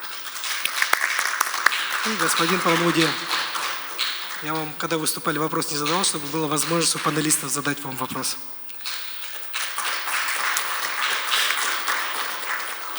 Учитывая, что мы сейчас немного, слушая, хотим оживим, да? Кто хочет первый начать? Я предлагаю создать сейчас есть такое. У меня есть несколько вопросов, но, наверное, их оставлю на потом. Я хочу предоставить слово. Пока по горячим следам могли создать впечатлениями, свои вопросы, пожалуйста, либо комментарии. Давайте я хочу первое слово предоставить Айгуль Садибековна, вам. Спасибо большое. Но в первую очередь я хотела выразить благодарность Азиатскому банку развития за то, что он пригласил, инициировал такую площадку и дал возможность выслушать такие замечательные презентации по механизму энергетического перехода, по справедливости, так буду говорить. Вы знаете, совершенно внятный алгоритм, который сегодня был продемонстрирован, и те успехи, которые достигнуты в стране, на мой взгляд, они впечатляют. Я хочу просто, как от Ассоциации экологических организаций, которые не понаслышке знают, что такое изменение климата и какие грядущие проблемы предстоят нам ждать, просто даже словами нашего президента, который он в последнем послании на генеральной сессии, он высказался, во-первых, в послании он сказал о внедрении принципов ESG. И мне кажется, вот эта взаимосвязь экономики, экологии и социальных вопросов – это то, что нам нужно в Казахстане как следует продумать и просмотреть. Кроме того, президент сказал о том, что водный дефицит нас ждет. И то, что 5 миллионов мигрантов вообще будут по Центральной Азии. Это говорит о том, что это будет и деградация земли, это будет опустынивание, это будет поднятие в начале сели, потоки, экологические катастрофы, а в дальнейшем это просто приведет к решению людей для того, что они будут переезжать. И вот 30% ледников у нас уже снизилось. И в связи с этим, вот касаясь только энергетического перехода, мне хочется, как бы вот то, что я слышала и продумала, меня очень впечатлило о том, что основные принципы были сказаны, о том, что самое важное – люди, политика и энергетика, если мы говорим вот именно в этой сфере. И то, что всегда идут консультации, обсуждения и большое количество именно с общественным сектором, потому что эксперты могут сказать многие вещи, которые, в общем-то, как сказать, может быть, те, кто работает в одном министерстве и не будут об этом как бы упоминать. И как Ассоциация экологических организаций меня всегда удивляет то, что в нашей стране вообще часто говорят о том, что у нас не будет хватать энергетических ресурсов. И наше правительство, на мой взгляд, как маятник качает от того, что они атомную электростанцию задумывают строить, это какие финансовые ресурсы, но совсем не думают о тех резервах, которые есть. Первое, у нас есть институт энергоэффективности. Мы должны... Вот сегодня было в презентации о том, что знайте свои цифры. Вот у нас есть институт энергоэффективности. Почему мы не работаем по этой программе, чтобы посмотреть, что мы можем сэкономить? Второе, у нас почти более 50 лет, многие ТЭЦ, у которых сети изношены. И я просто не буду углубляться, поскольку мы просто на панельной сессии. И вы знаете, если мы только 5% вот этих потерь в этих сетях сможем модернизировать и как бы ликвидировать их, то у нас это равно вот той атомной электростанции, которую собирается строить. А если, как сказал президент, 15, то это почти 3 станции. У нас там, по-моему, 50% 50 с лишним процентов государственных и частных, и мы вот как ассоциация посчитали, сколько это километров, сколько потерь практически по каждой линии, и поэтому мы вполне могли бы принимать в этом участие. И еще на чем я хотела обратить внимание, о том, что субсидии. Субсидии, они косвенные и прямые. Мы косвенными пользуемся, и в мире почти 80% косвенных субсидий.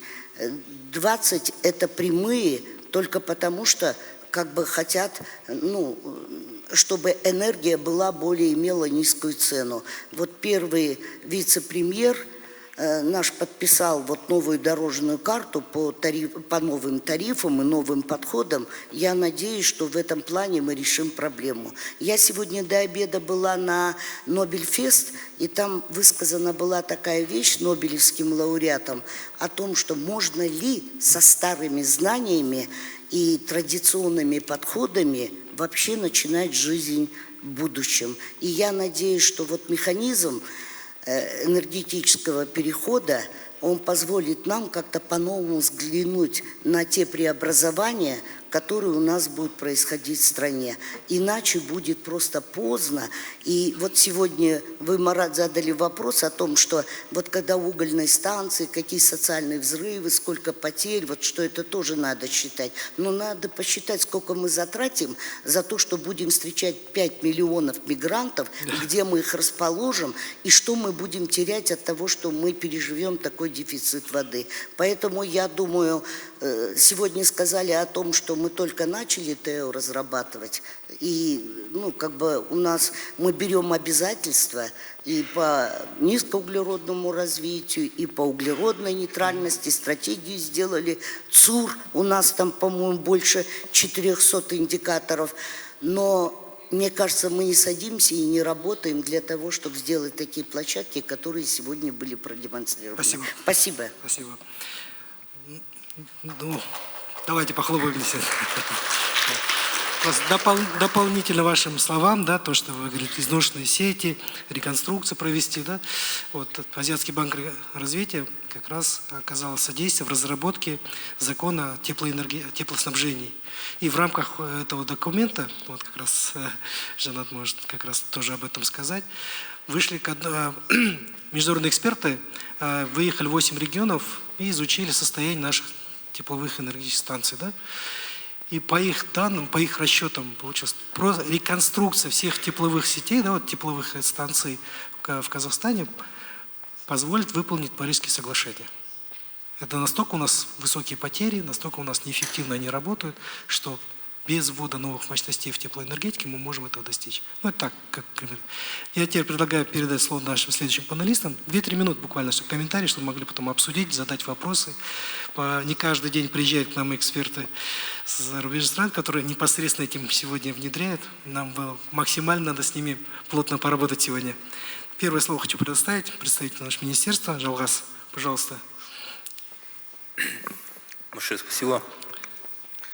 Да, в действительности хотел в первую очередь, не могу не согласиться, да, с предыдущим спикером. Мы сейчас стоим на перепутье.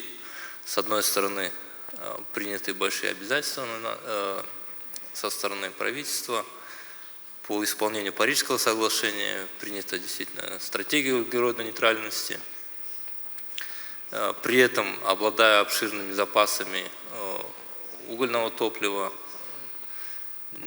было бы кощунством, да, не воспользоваться этими запасами. На сегодня мы как министерство, как уполномоченный орган, занимаемся вопросом, как поженить, да, так сказать, эти два момента.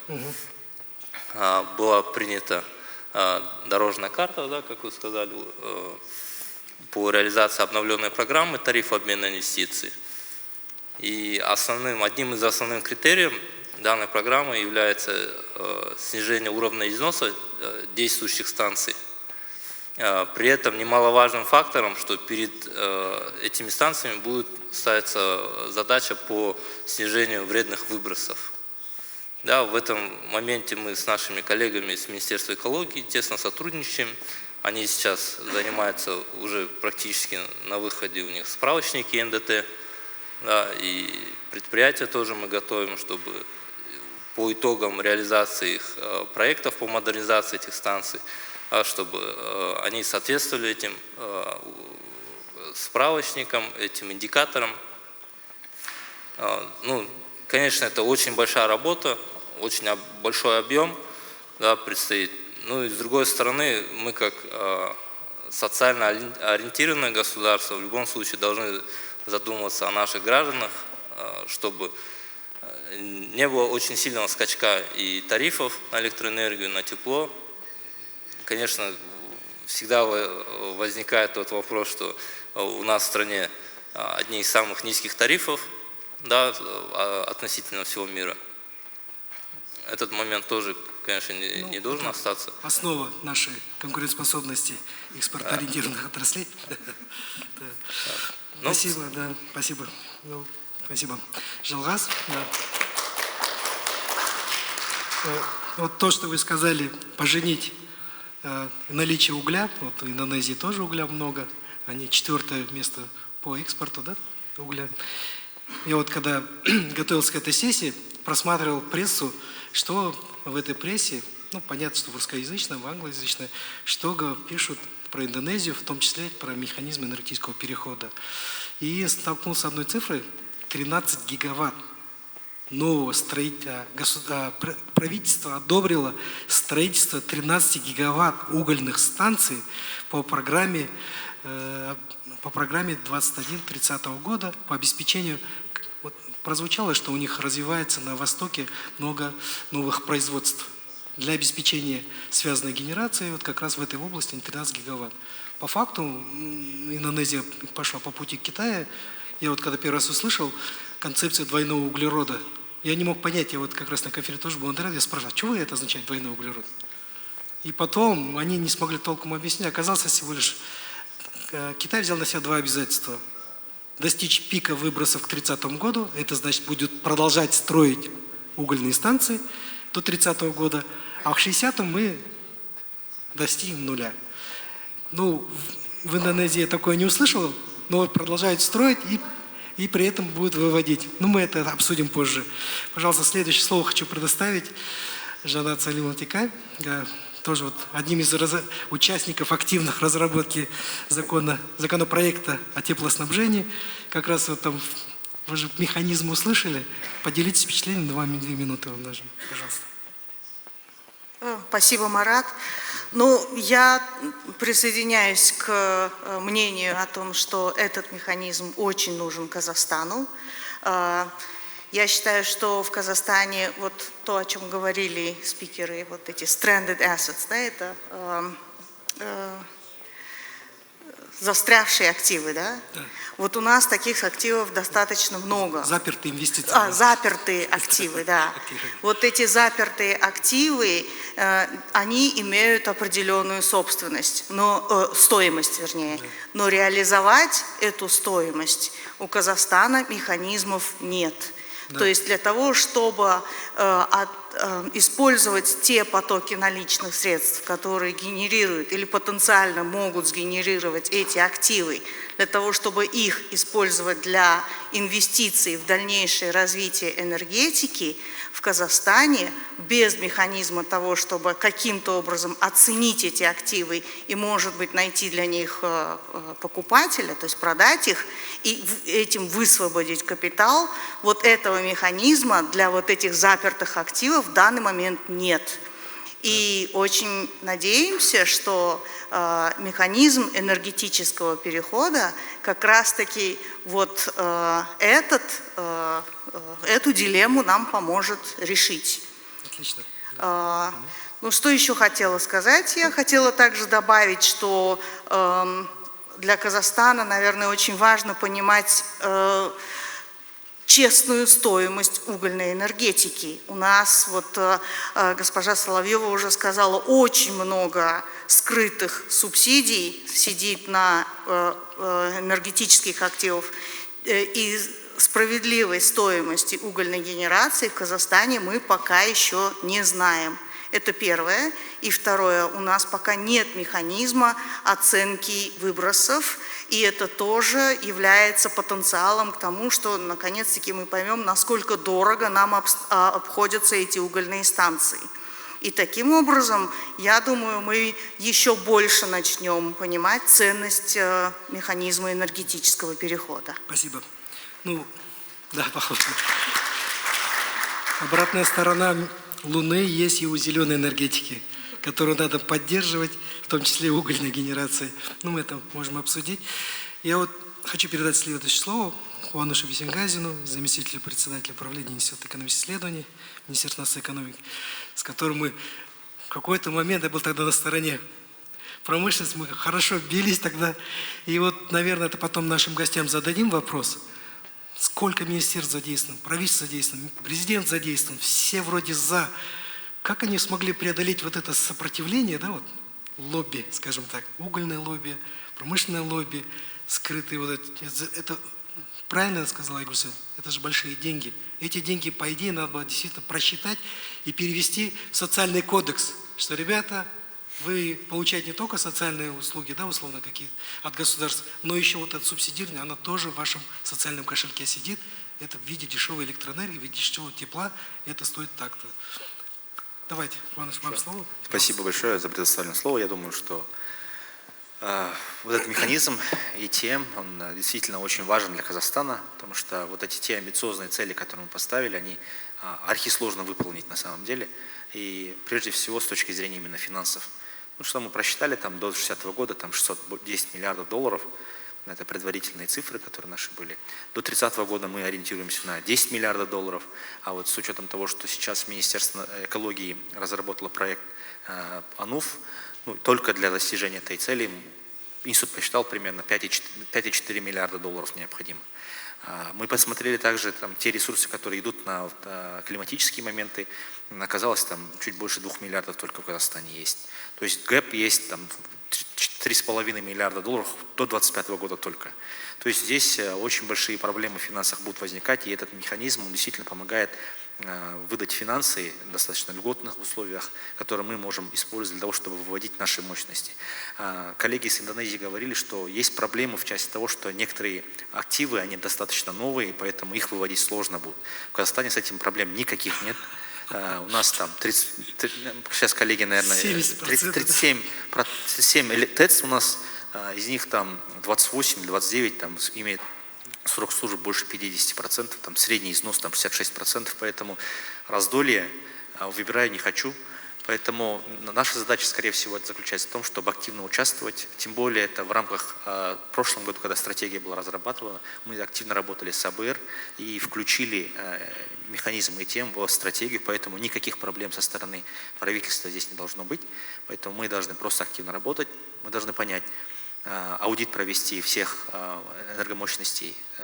Нужно найти те, которые там наиболее устаревшие, и начинать с них, и потом уже активно сотрудничать. И нужно тоже как бы здесь момент учесть, деньги не бесконечные, со стороны АБР там определенные лимиты есть. А на эту программу претендуют и другие страны, поэтому мы должны в ускоренном темпе вовлечься и хотя бы максимально использовать эти шансы для того, чтобы вот эти вот наши проблемы закрывать. Спасибо. Да, спасибо. Я помню, это вечная проблема. Была программа развития электроэнергетики 2030. Это была разработка конца 90-х годов. И там был такой тезис. Так как у нас энергетика чрезвычайно избыточна, в 2 раза покрывает потребности условно, то до 30-го года нет смысла рассматривать строительство новых станций. Только их поддержание и ремонт. К чему это пришло, мы сегодня видим. Результаты того планирования. Тогда никто не ожидал, что мы настолько быстро будем развиваться. И вот здесь вопрос, нужно ли нам реконструкцией заниматься, либо брать и рядом строить. Потому что есть и такой подход. Да, это дороже, но в плане содержания и будущего, то, наверное, это будет намного дешевле, часть продукта. Ну, теперь переходим к дискуссии с нашими гостями.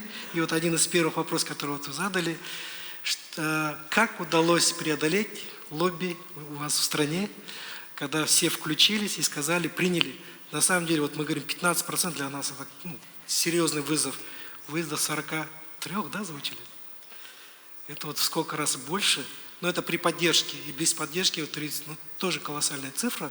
Соответственно, это нужно было действительно такой национальный консенсус принять. И вот как это у вас удалось? Кто из вас готов на это ответить, пожалуйста? Да? Да, пожалуйста. Промодер. Thank you. Yeah, about how to achieve the NDC target in our national electricity company, called it PLN, they will develop more renewable, consists of hydro power generation, geothermal, solar, wind, and also a bit of biomass. Actually, that's already planned in the existing of power development plan. While the coal-fired power plant generation is only the what we call it, only the committed project, but some of them cannot continue to develop because they got some obstacle to achieve the financing. So basically the target to achieve the target is we will build more renewable. Until 2030 is about 20 gigawatt of renewable will be developed in Indonesia. Thank you. Спасибо. Спасибо. Еще один вопрос, потом перейдем к вопросам панелистов и из зала. Зала чуть позже давайте. У меня вот такой вопрос. В документах, предоставленных в презентации, прозвучало местное содержание. Это имеется в виду и локализация производства? Как у вас обстоит дело с локализацией производства по возобновляемым источникам энергии? И плюс поддержание текущих производств. Это вам, да? Эду, пожалуйста.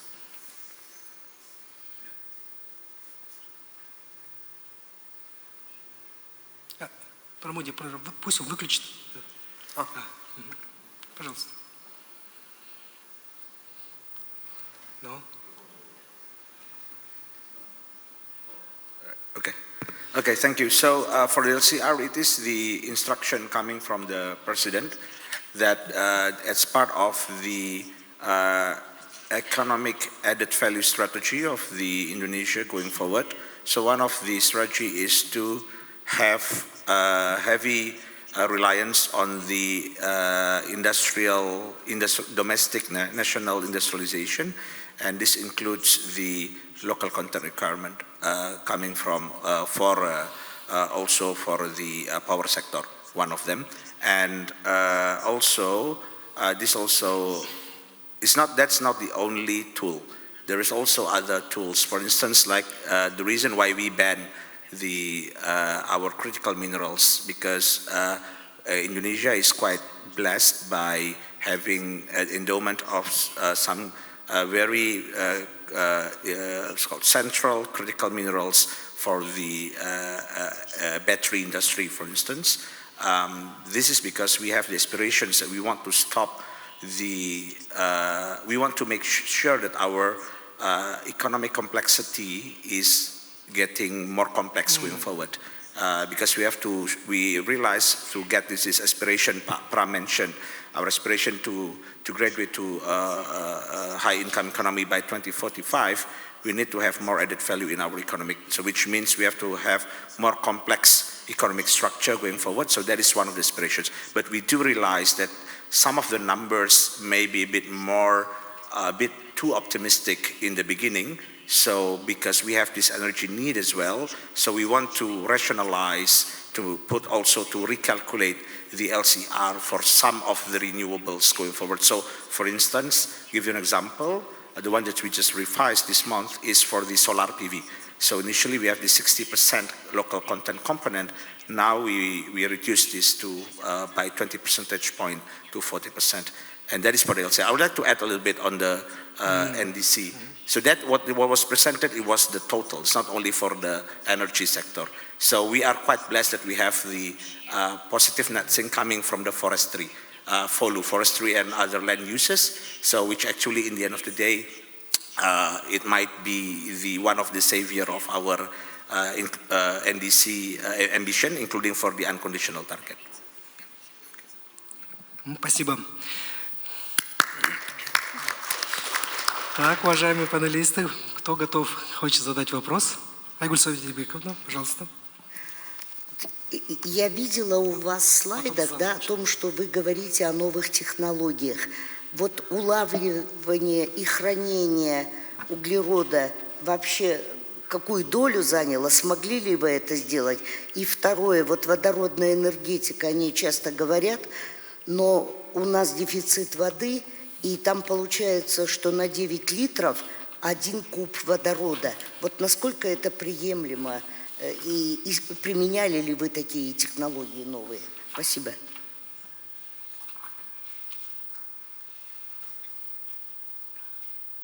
Thank you for the question. Very good question.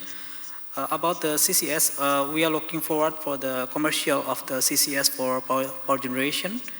We are thinking now to continue utilize the, just for optional, we can continue to utilize the coal for the coal-fired power plant, but we have to add the CCS technology. And also, we are aware that with CCS, we'll still remain about 10% of emission. So we need to co-firing with biomass, maybe about 10%. So the emission will be net zero.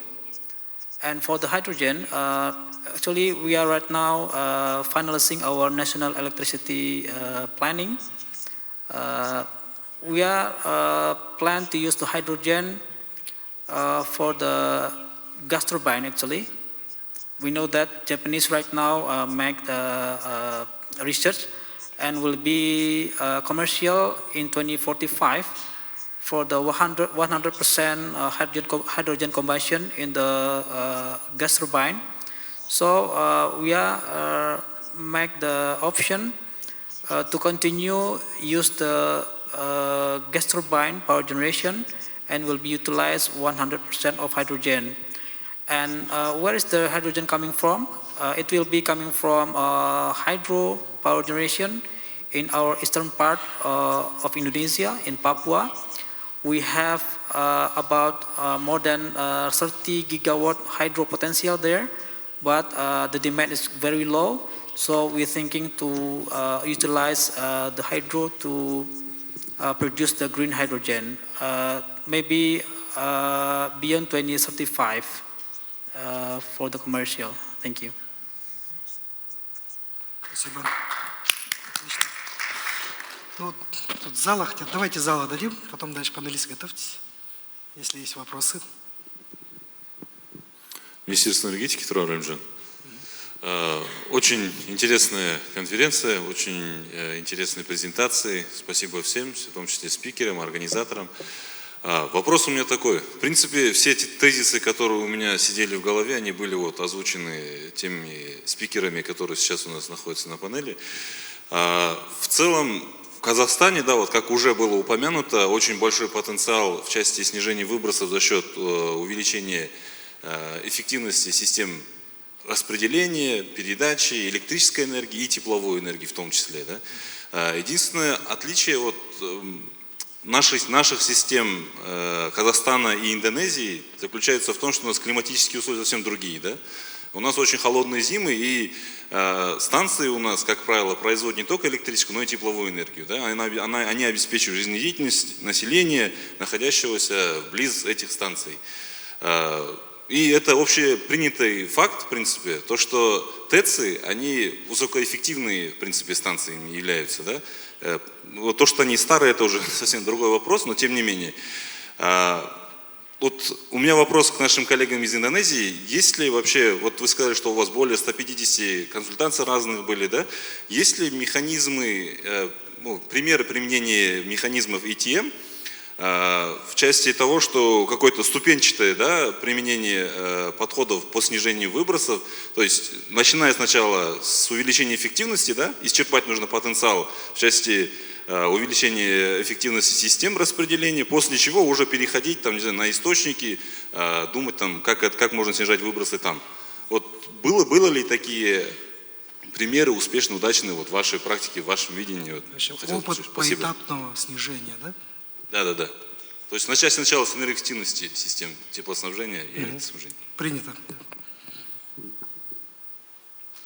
Пожалуйста. Immediate answer? Okay. Yeah, okay. Thank you for the question.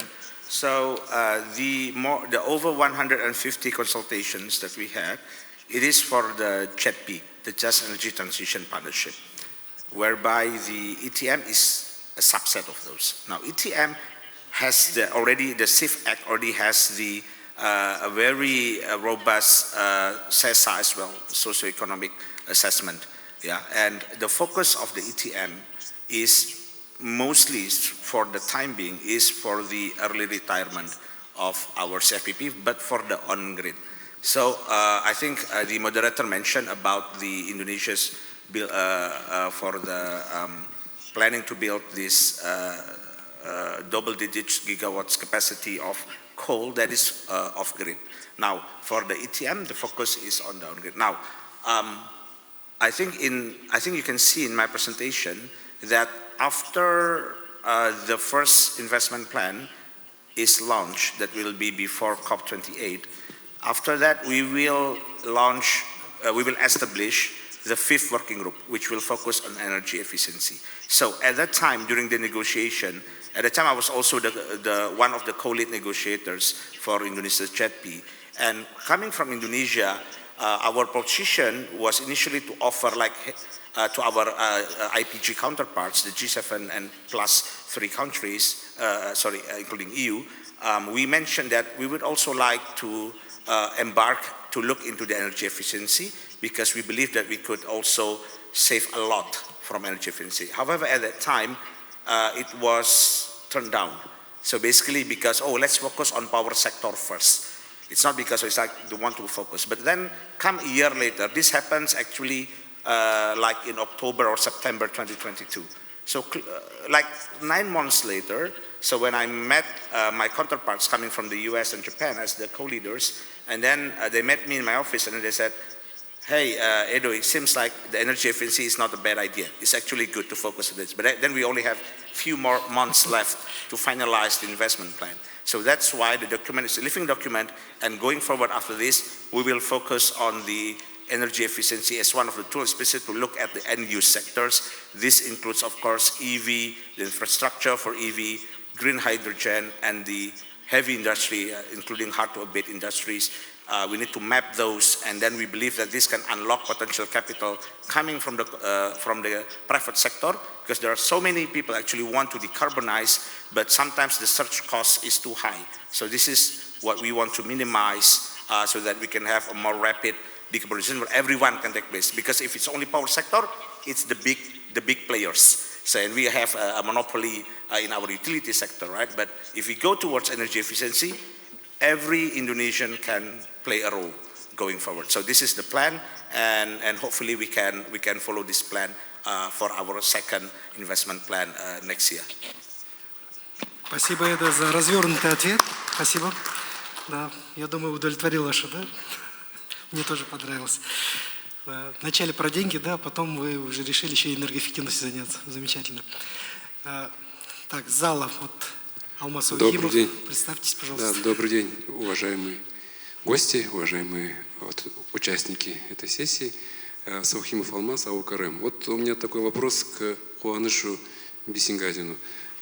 Я, насколько понял, вы сказали, что с Министерством экологии вы проработали, и есть понимание, что вот около 2 миллиардов, значит, можно привлечь в качестве инвестиций на декарбонизацию, значит, нашей экономики. Теперь у меня вот как бы вот такой вопрос. Также вы сказали, что в принципе с ТЭЦами проблем нет. Индонезийские коллеги говорили, что если это модернизировано, то это сложно, это у нас как бы ТЭЦ это изношенный, проблем нет, можно, значит, привлечь эту инвестицию. В связи с этим у меня вот такой вопрос. Только что было уже сказано, что все-таки у нас резкоконтинентальный климат, и какие это инвестиции? Можем ли мы привлечь это инвестиции на строительство новых ТЭЦ в этих городах, да? А если нет, то тогда чем мы будем обеспечивать тепло в той же Астане, в Кустанае, там, в Петропавловске? Вот как вот здесь вот, есть ли ответы на эти вопросы? Спасибо. Не уверен, что это совсем к индонезийцам. Но это именно к нашим коллегам, которые находятся в Казахстане. Это как бы инициатива уже от них. Спасибо. Ну, это более широкий вопрос, чем тема сегодняшнего обсуждения. Сегодня же речь идет о том, что как выводить, и потом, чтобы вот не потерять, получается, эти активы, это инвестировать. А в целом ваш ответ более шире, что вообще нам необходимо делать с тепловой энергетикой. Да? Я согласен, что и суровый климат дает свои отпечатки, и в целом, исходя из этого, там строилась именно централизованная теплосистема Казахстана, во всех странах Советского Союза. Но сейчас, на данный момент, мы должны понять, действительно ли центральная система, централизованная система, она отвечает ли новым веяниям низкоуглеродного развития или нет. Или мы должны идти в сторону децентрализованных сетей с более применением ВИЭ. Вот такой вопрос есть, он витает еще в воздухе, никто не дал на этот вопрос ответ. Поэтому я думаю, что нам необходимо прежде всего по этому подумать. Есть хорошие примеры, как Норвегия живет условно, да, спокойно, без централизованной системы, такой же холодный климат, там же классно прижились технологии ВИЭ. То есть есть хорошие примеры, есть вызовы, поэтому нам надо думать, но для этого нам надо четко понимать, куда мы идем. Поэтому я вот сейчас в своей предыдущей речи не сказал, но опять же, вот вчера здесь выступал вице-министр национальной экономики, он напомнил о том, что сейчас идет разработка дорожной карты стратегии. Поэтому я думаю, что вот эти ответы мы должны совместно получить вопросы на эти ответы.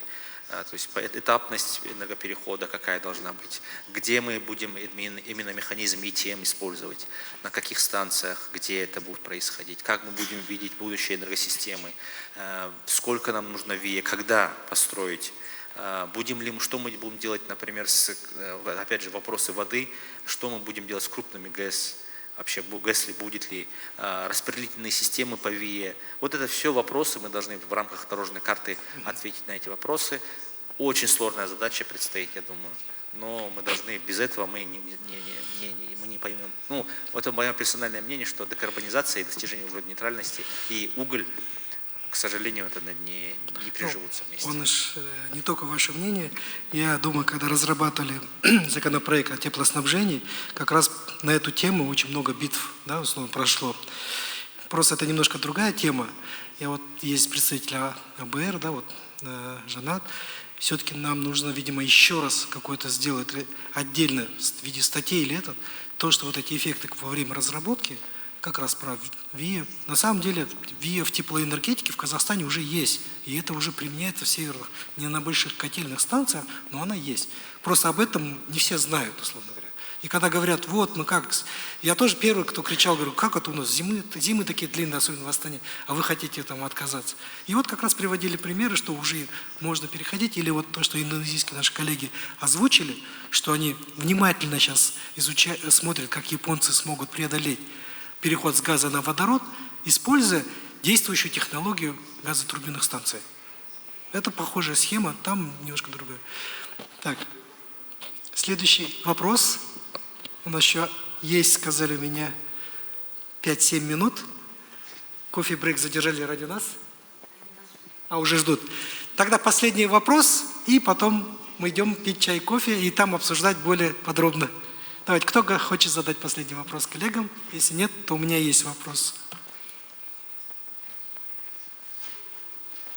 Тогда вопрос. Это мне вот понравилось, что я когда смотрел на в плане финансирования, как решается вопрос. Есть вот ПЛН, прозвучала компания, это монополист в электроэнергетике. Это что-то вроде Самрук-Энерго, Объединенный Скигоком, что-то в этом роде. Это компания.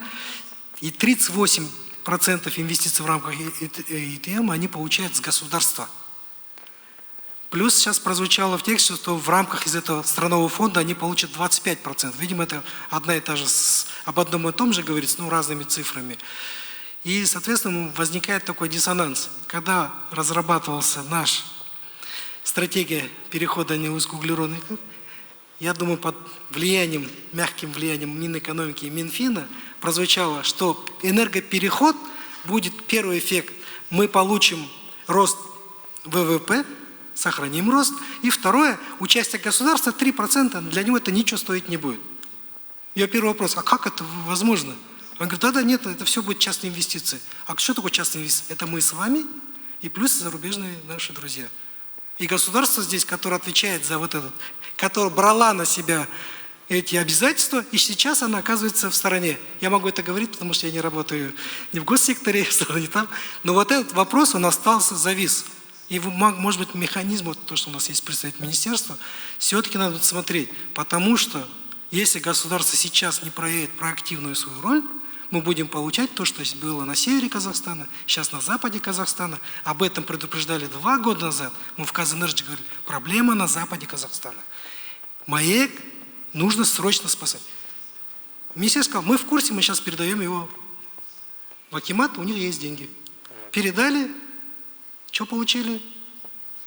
Послушайте Байгельдина, он рассказывает, сколько мы денег на этом потеряли. Не буду это озвучивать. Поэтому вопрос, нам нужно посмотреть роль государства. Механизм ИТМ позволяет, когда создается страновая платформа, это же страновой фонд, вот у них в Индонезии 17 международных организаций и местных участвует. Плюс обязательно участие государства. По-моему, 25% говорилось. И вот это 25%, если наш Минфин будет участвовать, уже будет неважно, кто у руля государства, деньги уже вложены, и этот механизм может работать уже автономно, реализуя. Когда я спросил АБР, а вдруг денег, скажет Минфин, нету, они сказали, проблем нет, мы им одолжим на этот механизм.